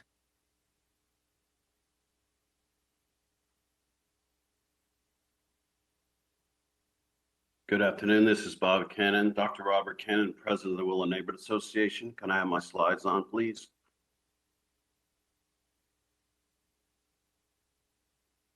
Thank you so much. I appreciate it. Once again, my name is Bob Cannon, President of the Willow Neighborhood Association. Thank you for hearing our presentation today. Can you do the next slide, please? The next slide, please. I'd like to begin by defining the Willow Neighborhood Association as Phoenix's largest Phoenix Historic District Historic Association. We stretch from McDowell to Thomas Roads, 1st to 7th Avenues. Willow encompasses nearly 1,000 historic homes in the heart of Phoenix. Next slide, please. This is some visuals from our recent holiday in the park. We have the Willow Neighborhood logo, Willow Kids Club, our annual Willow Home Store Street and Fair is upcoming. Next slide, please. The history of the pride and commitment of our neighborhood. Willow's homes were mostly built between 1910 and 1950. Very important point, the Willow Conservation Plan was adopted by the City of Phoenix in 1986. The Willow District was a National Register of Historic Places in the Historic District in 1991. The Willow Neighborhood Association has been registered with the City of Phoenix for more than 30 years. We are mandated by the Willow Conservation Plan to work with all residents of Willow and the City of Phoenix, which is exactly what I'm doing today. Importantly, the Willow Governing Board consists of 4 officers, 9 at-large members, and we are all elected officials within our community. We have our Communication Willow website and our Inside Willow magazine. Next, please. Now that I've given you a little foundation of the neighborhood, here's why we're here today. The appeal of HPCA 2100117. On October 14th at our open meeting, we voted unanimously to support appealing the Historic Preservation Officer's decision to approve this 2-story garage/yoga studio at 309 West Monte Vista. We heard the issue again in an open public meeting on November 11th, and as well as December 9th in an open forum. Next issue, please. Next slide, please. These are the summaries of issues on appeal. The hearing officer rule is based on the incomplete following information. Number 1, the staff report ignored Phoenix Historic Preservation Guidelines, which require secondary buildings be subordinate to the historic main building, and the new garage should maintain the original relationship to the house. You saw the pictures. The staff report ignored the City of Phoenix Zoning Ordinance 8112D, which requires the elements of massing and scale must be completed with their certificate of appropriateness. Massing was never addressed by the decision makers. Number 3, next slide, please. Historic preservation staff invented a special entitlement for the Broadmoor subdivision to have 2-story garages. I have lived in Willow 24 years. I have been on the board or president 14 of those. And my career as the president of Willow for 8 years, almost 10 years, I would say. I have never, ever heard a case used for justification for their Broadmoor zoning. In fact, I had to look up the Willow Conservation Plan, and the word Broadmoor is never even in it. Since Willow became a historic district in 1991, applications for new 2-story buildings at Atoll Historic Main have routinely been denied by the Historic Preservation Office. 133 West Palm, 13 West Wilshire just happened within the last year. Both of those were modified and built accordingly. Bullet point number 3, I was shocked to hear this statement by Historic Preservation Commission said her basis for denying the appeal was there are 2-story carriage houses in Roosevelt. We are not in Roosevelt. Roosevelt does not abide by the Willow Conservation Plan.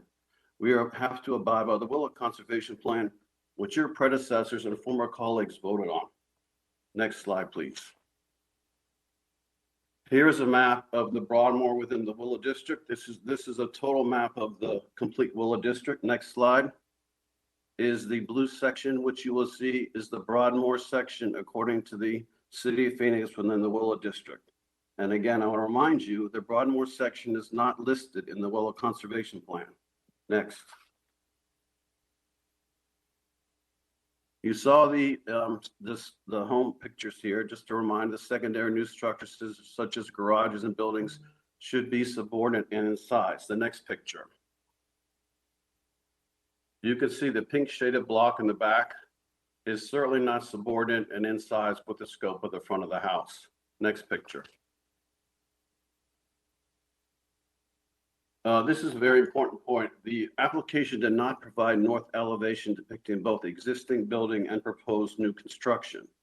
So provide public access to the vital material information that is required to a fair hearing, as you can see in the next chart. Next slide. This is the own city's document with the yellow part missing. Next slide.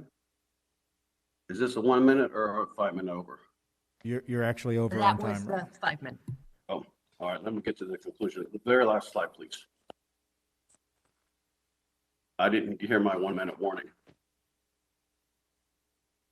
Conclusion, we obviously are against the three-story West Monte Vista. There will be more constructions of homes. And final conclusion, I just want to say that Bruce and Jennifer, I've known their kids. I've watched them grow up. The city should have prevented this step one. And I'm really sorry we're here today. This has caused some strife in our neighborhood. And this issue is a serious issue for not only for Willow, but other neighborhoods are watching. And so I appreciate your time and thank you for your attention. And we will look forward to seeing everybody at the annual Willow Home Tour on February 20th. Thank you. Thank you. We will now go to public comment. This will be 2 minutes for everyone. There will be no PowerPoint slides during this portion and no warnings. We'll begin with Bob Herman, who will be followed by Ann.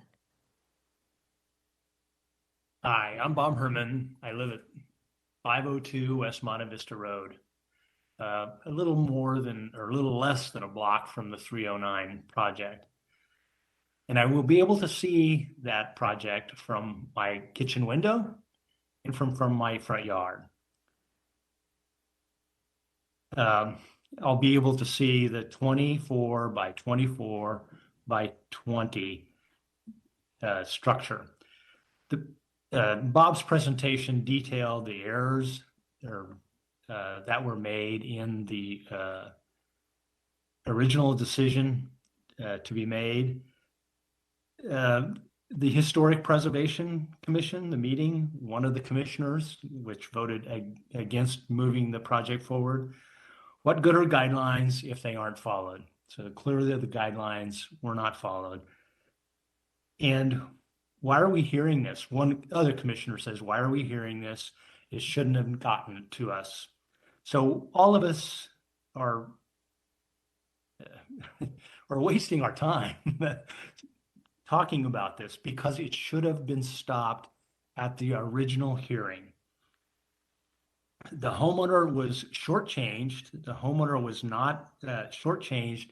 They were not educated. They were not assisted by the HP staff person. So what I'm asking is the council to side with Willow's appeal and give the applicant the ability to go back to the Historic Preservation Commission, get a new staff person, which will work with them, assist them to get an acceptable project, and have their project go before a new, different hearing officer. Thank you. Thank you. Ann will be next, followed by Brad. Hello, is that Ann Bummersbach? Oh, yes, I'm sorry, there's only one Ann. Okay, that's me then. Thank you. My name is Ann Bummersbach. I'm here to speak in opposition to the C of A granted to the property at 309 West Monte Vista. I'm a member of the Willow Neighborhood Association and serve on the zoning committee. I'm also a treasurer of the Phoenix Neighborhood Coalition. I'm treasurer of that. The president is Gigi George, and you should have a letter in your packet from her also opposing the project. My main objection to this is that allowing this will set a precedent for other two-story structures that are clearly not subordinate to the primary home. Historic preservation guidelines dictate that the structure, secondary structure, should be subordinate. This one will be nearly 50% higher. And by any definition of that word subordinate, I don't think it could be defined that way. It's clearly not subordinate. So I believe it may set a precedent for new construction. Now you've seen people, or you've heard people refer to other structures that were not subordinate. Those were generally done before Willow became historic. If this one is approved now, that will mean that going forward, new construction will be able to point to this and say, well, that one was 50% higher. It was approved after Willow became a historic district. So it will set a precedent for many more of these, I believe, especially given the housing shortage we have these days and people's efforts to take care of that issue. I can see more of these being built maybe for that. But in any case, I think that this should not be approved because of the precedent. So I ask you.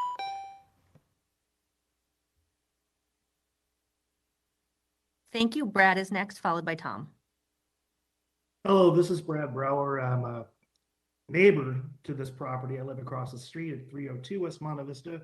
I've been here for almost 18 years, and all that time I've been calling the applicants Bruce and Jen, not applicants, so I'm kind of feel a little bit cold by that word. So we are neighbors.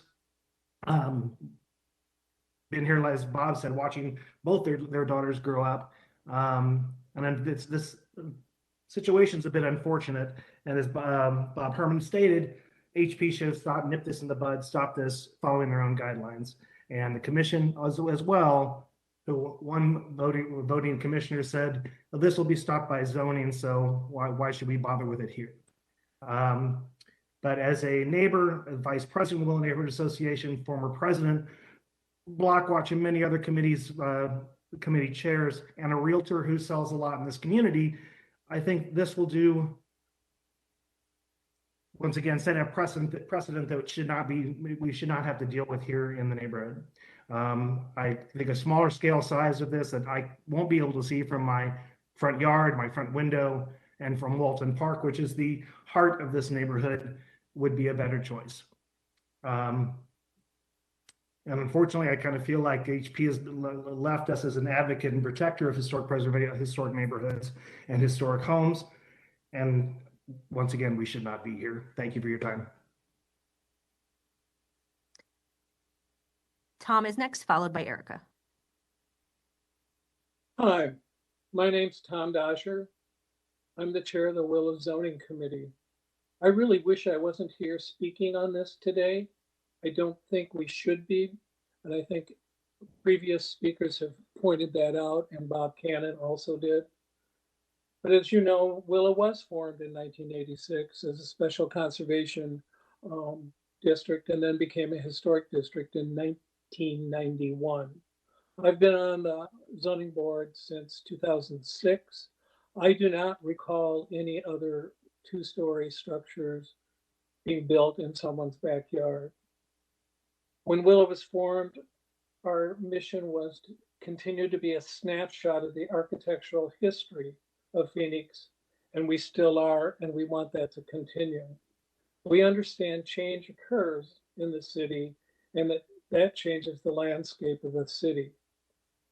However, Willow wants to uphold our obligation to be a steward of our historic district so that this living museum lasts for all to enjoy. I ask that you help preserve Willow by voting to uphold our appeal to overturn the HP hearing officer's ill-advised decision to grant a certificate of appropriateness to construct a 2-story accessory building in our neighborhood. Thank you. Erica is next, followed by Alba. Thank you, Mayor, Vice Mayor, and members of the City Council. My name is Erica Gagnon, and I'm a Willow resident and board member. I'm calling in to oppose the construction of the 2-story garage at 309 West Monte Vista. The structure is completely out of compliance with our historic preservation guidelines, and the argument that other 2-story structures exist in the neighborhood should have no bearing on the consideration of this structure, since those were grandfathered in prior to Willow becoming a historic district in 1991. The City of Phoenix guidelines for historic properties, as stated previously, is secondary new structures, such as garages and outbuildings, should be subordinate to the size and appearance of the primary historic building. Also, per the guidelines, the historic building should be a key element of the overall site plan and incorporated in a manner that maintains its visual prominence. The structure is not appropriate and does not fit the criteria due to its designed height. Its encroachment on the next door neighbors, which are all 1-story structures, and the view from Walton Park won't be ideal because that's where the community holds most of its social gatherings. I want to encourage you to deny this request. The integrity and preservation of our historic neighborhood is dependent on all residents and all city officials following the historic guidelines put into place by the City of Phoenix. Thank you for your time. Thank you. Alba is next, followed by Brent.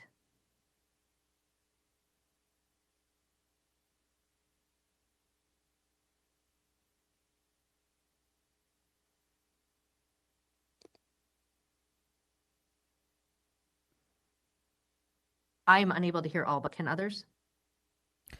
Mayor, she is on, but we do not have audio for her. All right, we'll go to Brent and then Sandra, and we can try Alba one more time later. Hello? Hello, we can hear you. Oh, fantastic. Well, thank you very much for taking my thoughts, my input on this. And I do want to ask you as a city council to oppose this motion for this garage. I live in District 4. I live in Encanto Palmcroft. I've been a member of the Encanto Palmcroft board and president for nearly 8 years as well. And we've worked with Willow, with FQ Story, with Roosevelt in many instances, in many cases, trying to preserve the characteristics of these historic neighborhoods and trying to follow the plans and the guidelines that Historic Preservation Office has set out, and we have worked diligently to create and promote within our neighborhoods. And I feel that there were just so many mistakes made at the very beginning of this, from the improper application without the visual drawing to see this 2-story building from the street view. I feel that was an intentional omission by the applicant, and I'm very disappointed that the Historic Preservation Office approved it moving forward without that once it was pointed out. I am concerned at the subsequent meetings, the manner in which strange comparisons had been made to say, this can fit, this may fit. If you just simply look at the drawings that have been submitted at this last minute with this pink garage looming over the house, it's very clear this goes against every rule, regulation, ideal that we've fought to ensure with historic preservation for the years and decades we've done this. And so I please ask you to oppose this. Thank you. Sandra's next, followed by Opal. Is Sandra Leskevich? Hello? Yes. My name is Sandra Leskevich. I am a member of the board. I live at 506 West Coronado Road. I'm also the editor of Inside Willow magazine. What I would like to stress is that the conservation plan, which was adopted by the Phoenix City Council in 1986, was not taken into account whatsoever in this decision making, and we believe that this is a problem and it's very detrimental to the Willow historic neighborhood. Thank you. Thank you. Opal is next, followed by, it sounds like I should use last names. Opal Wagner, followed by John Morris. Okay, there's only one Opal mayor, so that's fine. Thank you, Mayor Gallego and council. And I'm also serve on the Willow board, and I also have served on the zoning committee for nearly 8 years now, I think. So I have been to a lot of these hearings, and you can gather our neighborhood's leadership is really in shock over this decision. And the reason why, every time since 1991 that someone's asked for a 2-story addition or a 2-story garage, it's been denied. And normally it's done out of pocket. The planners will tell the person, this is against the historic preservation guidelines. You cannot have a 2-story, but here's what you can do. And they're great as far as consulting with people. And we've supported many, many, many projects in Willow where people want to expand their living space. And we would do the same for Bruce and Jennifer if it was within the guidelines. I wanted to read, and I don't want to get too much in the weeds here, but we went back, we did a bunch of public records requests, and I found a 2-story garage application from not too long ago. It's in a neighboring historic district, but I picked it up because Jody is the planner, the same planner, and it was the same hearing officer, Margie. And here's what happened there. And this is directly from the report. The garage is proposed to nearly a foot taller than the main ridge of the house, and 1.5 feet taller than the highest parapet of the historic house, thus dominating the lot. It's 1.5 feet higher than the house, dominates the lot and diminishing the historic house, even though it was placed as far back on the property line as possible, like this one. And the recommendation was, there was one stipulation. They said, yes, they can have their garage, but the overall height must be reduced to 13 feet or lower to match the tallest parapet of the historic house. Now that's within the historic guidelines. But so the reason, like I said, that we're all so in shock over this is everyone in our neighborhood has been denied, except a couple that were grandfathered in.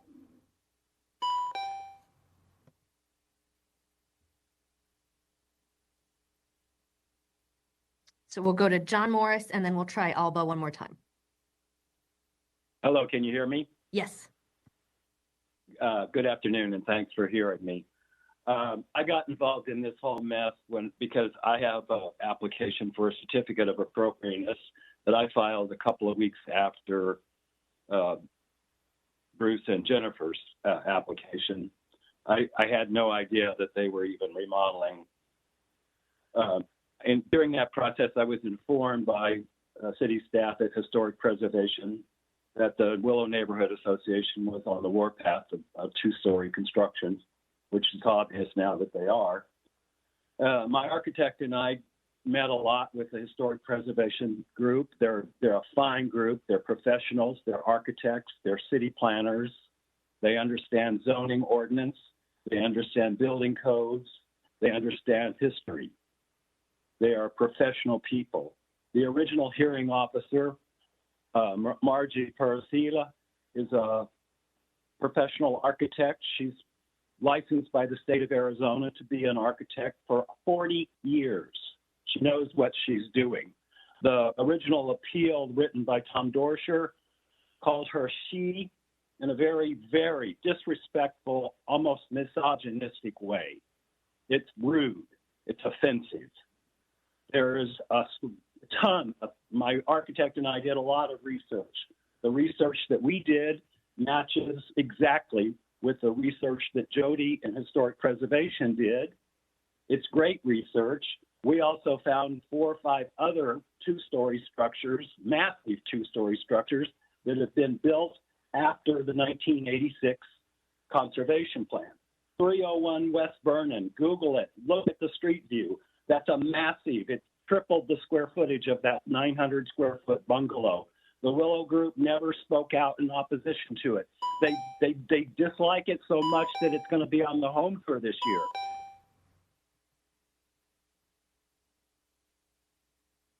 All right, we are going to try Alba one more time and then go to Jennifer Hunter. So Alba, our staff did not have audio from you before, but if you could try again.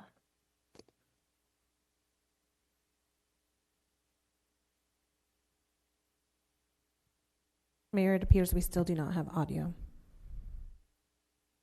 Wonderful. Then we will go to Jennifer Hunter, and then I believe that is all of our speakers.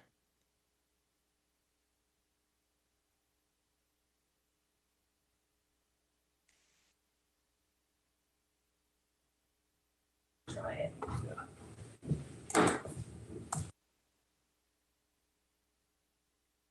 Jennifer, the floor is yours.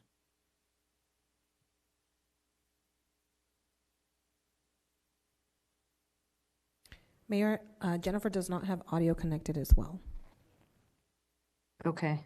Oh, can you hear now? Yes, we can. Okay, sorry about that. This is Jennifer. They have been hitting the fact that the conservation plan says it needs to be subordinate to. There's nothing says shorter than.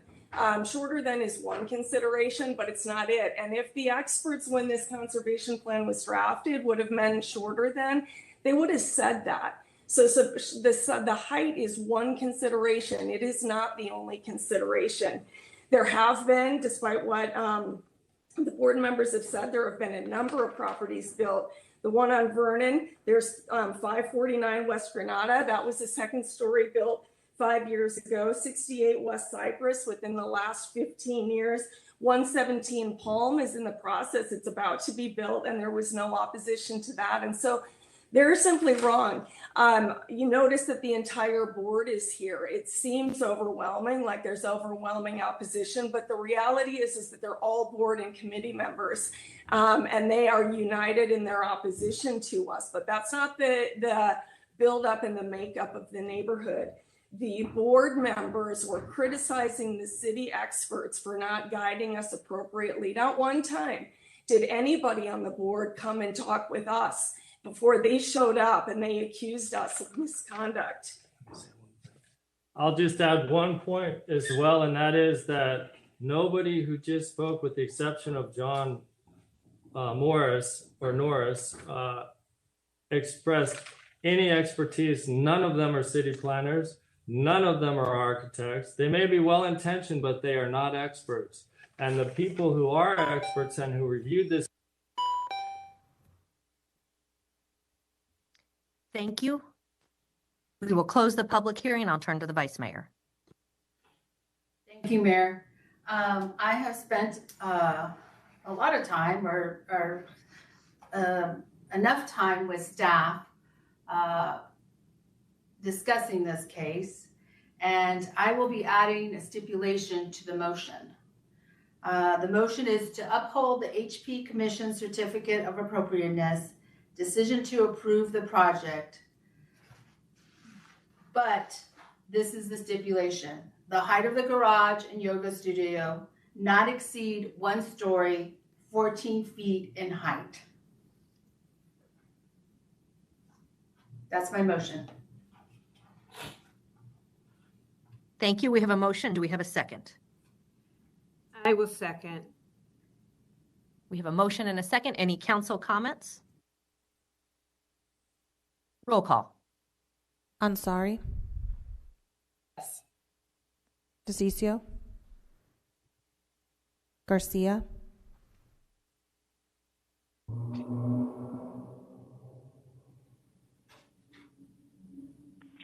I apologize. Garcia. Yes. I'm very sorry. Garcia. Can you hear me? Yes, I can hear you now. Yeah. Yes. Thank you. Guardado. Yes. O'Brien. Yes. Stark. Yes. Waring. Yes. Pastor. Yes. Gallego. Yes. Passes 8-0. That concludes today's agendized meeting. We will next go to the final section of our meeting, which is open public comment, and I will turn to our city attorney to introduce this section. Thank you, Mayor. During citizen comment, members of the public may address the City Council for up to 3 minutes on issues of interest or concern to them. The Arizona Open Meeting Law permits the City Council to listen to the comments, but prohibits council members from discussing or acting on the matters presented. Thank you. We will begin with Bruce Shea, followed by Jessica Spencer. Good afternoon, everyone. Can you hear me okay? We can. All right, great. My name is Bruce Shea, and I'm a constituent living in District 2. I'm also a member of the Phoenix branch of the Women's International League for Peace and Freedom, as well as their National Disarmament and Wars Committee. I'm here today because I want to make the City Council aware of the entry into force of the United Nations Treaty on the Prohibition of Nuclear Weapons that occurred on January 22nd of 2021. We just recently celebrated its one-year anniversary. This treaty makes the possession, manufacture, sale, and use of these weapons illegal, and calls for nation states possessing these weapons to dismantle them. The U.S. has not ratified this treaty. However, it is important for cities and towns in the United States to demonstrate their support. As a matter of fact, over 70 local governments in the U.S. have done just that. It's important because it is the leadership of U.S. cities who will have to deal directly with the overwhelming impact on its citizens and the infrastructure that they rely on, even if a small number of these nuclear weapons are launched somewhere in the world. The City of Phoenix can demonstrate their support by adopting a resolution to this effect. And last night I sent an email to the mayor and each of the council members that defines what a resolution to support this important treaty can look like. My ask of the City Council is to allocate resources to evaluate the drafting of a resolution in support of the treaty on the prohibition of nuclear weapons. My affiliation with the Women's International League for Peace and Freedom allows me to tap into expert testimony that can help the City Council on any questions they may have about this important issue. I look forward, thank you for your consideration. I look forward to hearing from the Council on how we might be able to work together on a path forward. Thanks. Thank you. Jessica is next, followed by Donald Carter. Thank you. Good afternoon. My name is Jessica Spencer. I am a Navy veteran. I'm currently using my GI Bill to pursue a degree in social work. I don't know if the council members remember me from last year when I was with other organizations and also calling in at that time when I lived in Glendale. I mentioned that because I literally moved from Glendale to Phoenix to address the issues that I see here more directly with our houseless community.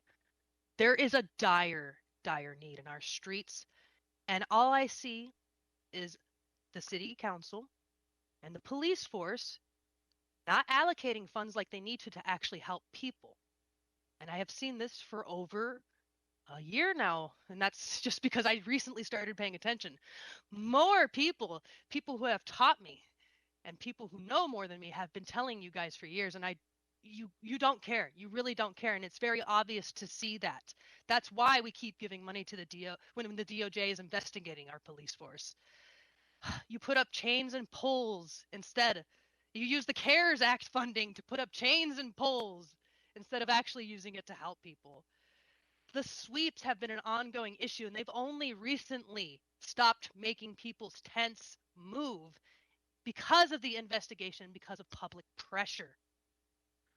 I recently discovered that the closest park to the zone, University Park, is the only park, because I went to them. I physically went to these other parks. The only park that opens up at 10:30 a.m. I was told by park staff that it's because the park staff can't get there on time. That's obviously not true. The city has it out for our houseless community. And more people are becoming houseless every day with the outrageous rents. And in that subcommittee meeting just last week or so ago that I went back and I looked at, we're just throwing more money to, I don't know, this 27th Avenue corridor. Literally, the officer said that we are displacing crime in a balloon-like manner. And now we want more money so we can chase the crime around. So instead of displacing the crime in a balloon manner, which is what he said, you guys want to play whack-a-mole. This is unacceptable. What are we doing here? People are literally dying continuously, and the city, from what I see, doesn't care. We recently got 2 bathrooms for over 500 people that are left out in the street outside of the encampment areas. This is unacceptable. What are we doing? Somebody recently died in front of Andre House where the low barrier shelter was denied last year. People are dying. Unacceptable. I moved for this. That is all. Donald is next, followed by Amy Meglio. Mayor and Council, thank you for this opportunity to address you today. My name's Don Carner. I'm a Phoenix citizen and a business owner, and I'd like to make you aware of a past issue that reflects on the way the city interfaces with light rail construction going forward. I own the property at 1337 East Washington Street. This property was developed in its current configuration in the early 1970s. It served various purposes through the end of the 1990s, after which it sat vacant until 2013 when I purchased it. Since that time, the property has suffered from an inoperable sewer. Numerous attempts were made to cure this problem until it was determined that a blockage existed under the business access lane on the south side of Washington Street. The cost of this repair made it impossible for us to accomplish until just recently. This past year, we were able to raise the $60,000 required to repair the sewer line under Washington Street. When the line was excavated, we found that during construction of the light rail system, the water main serving the properties on the south side of Washington Street was moved. During this water line relocation, my sewer line was severed and the water line placed so that it cut directly through it. My sewer line was then capped with a concrete plug rather than being repaired. Now, it's unfortunate that this happened, but I recognize there are always bumps in the road of progress. However, what's happened since should be of concern, I believe, to the council, and is certainly a concern to businesses along the current light rail construction route.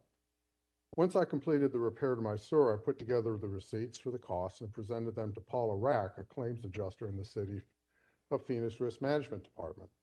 This occurred on May 6th of last year. She maintained the city had no part in the construction of its own water line and referred me to Ashley Groth in risk management at Valley Metro Rail. I provided Ms. Groth with the documentation of damages to my property. However, Valley Metro then referred me to Archer Western, their contractor, for the work on the relevant section of the light rail construction. Michael Kelly, a lawyer representing Archer Western, was contacted and after multiple prompts responded with a letter denying the claim as exceeding the statute of limitations. As a result of Archer Western taking a legal approach in their denial, I was forced to engage legal counsel with Snell and Wilmer. Snell and Wilmer promptly corrected the legal opinion of Archer Western, resulting in their assigning my claim to their insurer. Finally, on November 29th, 7 months after the initial filing, I received a settlement offer from their adjuster, American Computer Estimating. While we were considering the offer, correspondence was received from Gallagher Bassett, a second risk management consultant hired by Archer Western, denying liability for blocking my sewer and offering a 50% reduction in the cost of repairs as their gesture to avoid a lawsuit. I hope you find it as shameful as I do that a City of Phoenix citizen and business owner clearly damaged by light rail construction must endure this type of construction past the buck and attempts by intimidation of the claims adjuster to force it.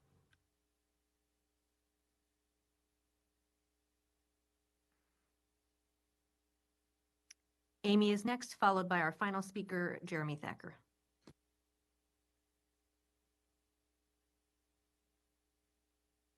Mayor, Amy is not on the line.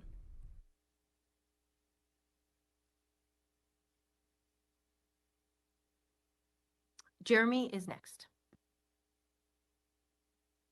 Hi. Can you hear me okay? Yes, we can. Great. I am today petitioning the City Council, according to Chapter 4, Section 22 of the City Charter, to shut down operations of the city-owned municipal golf courses and to reallocate the land for either selling or use in another way that's more equitable to all members of the city. So, and I'd like to start by saying I am not opposed to ball golf. I am opposed to city-owned ball golf courses. And the reason for that is that it's a gross misappropriation of the city's resources and the park's resources. First of all, it's disproportionate percentage of land to the number of citizens participating. We've got roughly 1% of the population using exclusively 20% of developed parks lands currently. Think about that. 1% of our population is getting 20% exclusive use of park sites. Additionally, that same 1% of people is getting 33% of parks water usage. Over 1 billion gallons of water are used on the city-owned golf courses annually. And they pay less than $70,000 for it. Also, the city owning golf courses would be like Vegas owning casinos. There's a plethora of businesses already in this business. There's no reason for the city to be competing with tax-paying businesses. There's over 200 golf courses in town. So we are now approaching the 10-year anniversary of when the city decided to take the golf out of the enterprise fund and the $17 million debt get pushed into and paid by the Parks Reserves Initiative, which was kudos to Councilmember Waring for being the one who did not vote to approve that. But the decision made by the city council at that time was based on some misinformation given to it by city staff, which is that golf courses are very popular and that they cost less to operate. Neither of those is true. It has been pushed to city council on numerous occasions, as documented in my petition that I submitted yesterday, that 300,000 participants use the golf courses every year. Just not true. I give all the math to show that less than 1% of the population, probably closer to 30,000 people, are using the golf courses. And that it's never talked about when they look at the cost of golf and they do the comparables. They didn't do comparables. It's apples to oranges. So I'm asking the details. Thank you. That is our final public comment for today's meeting. We are adjourned.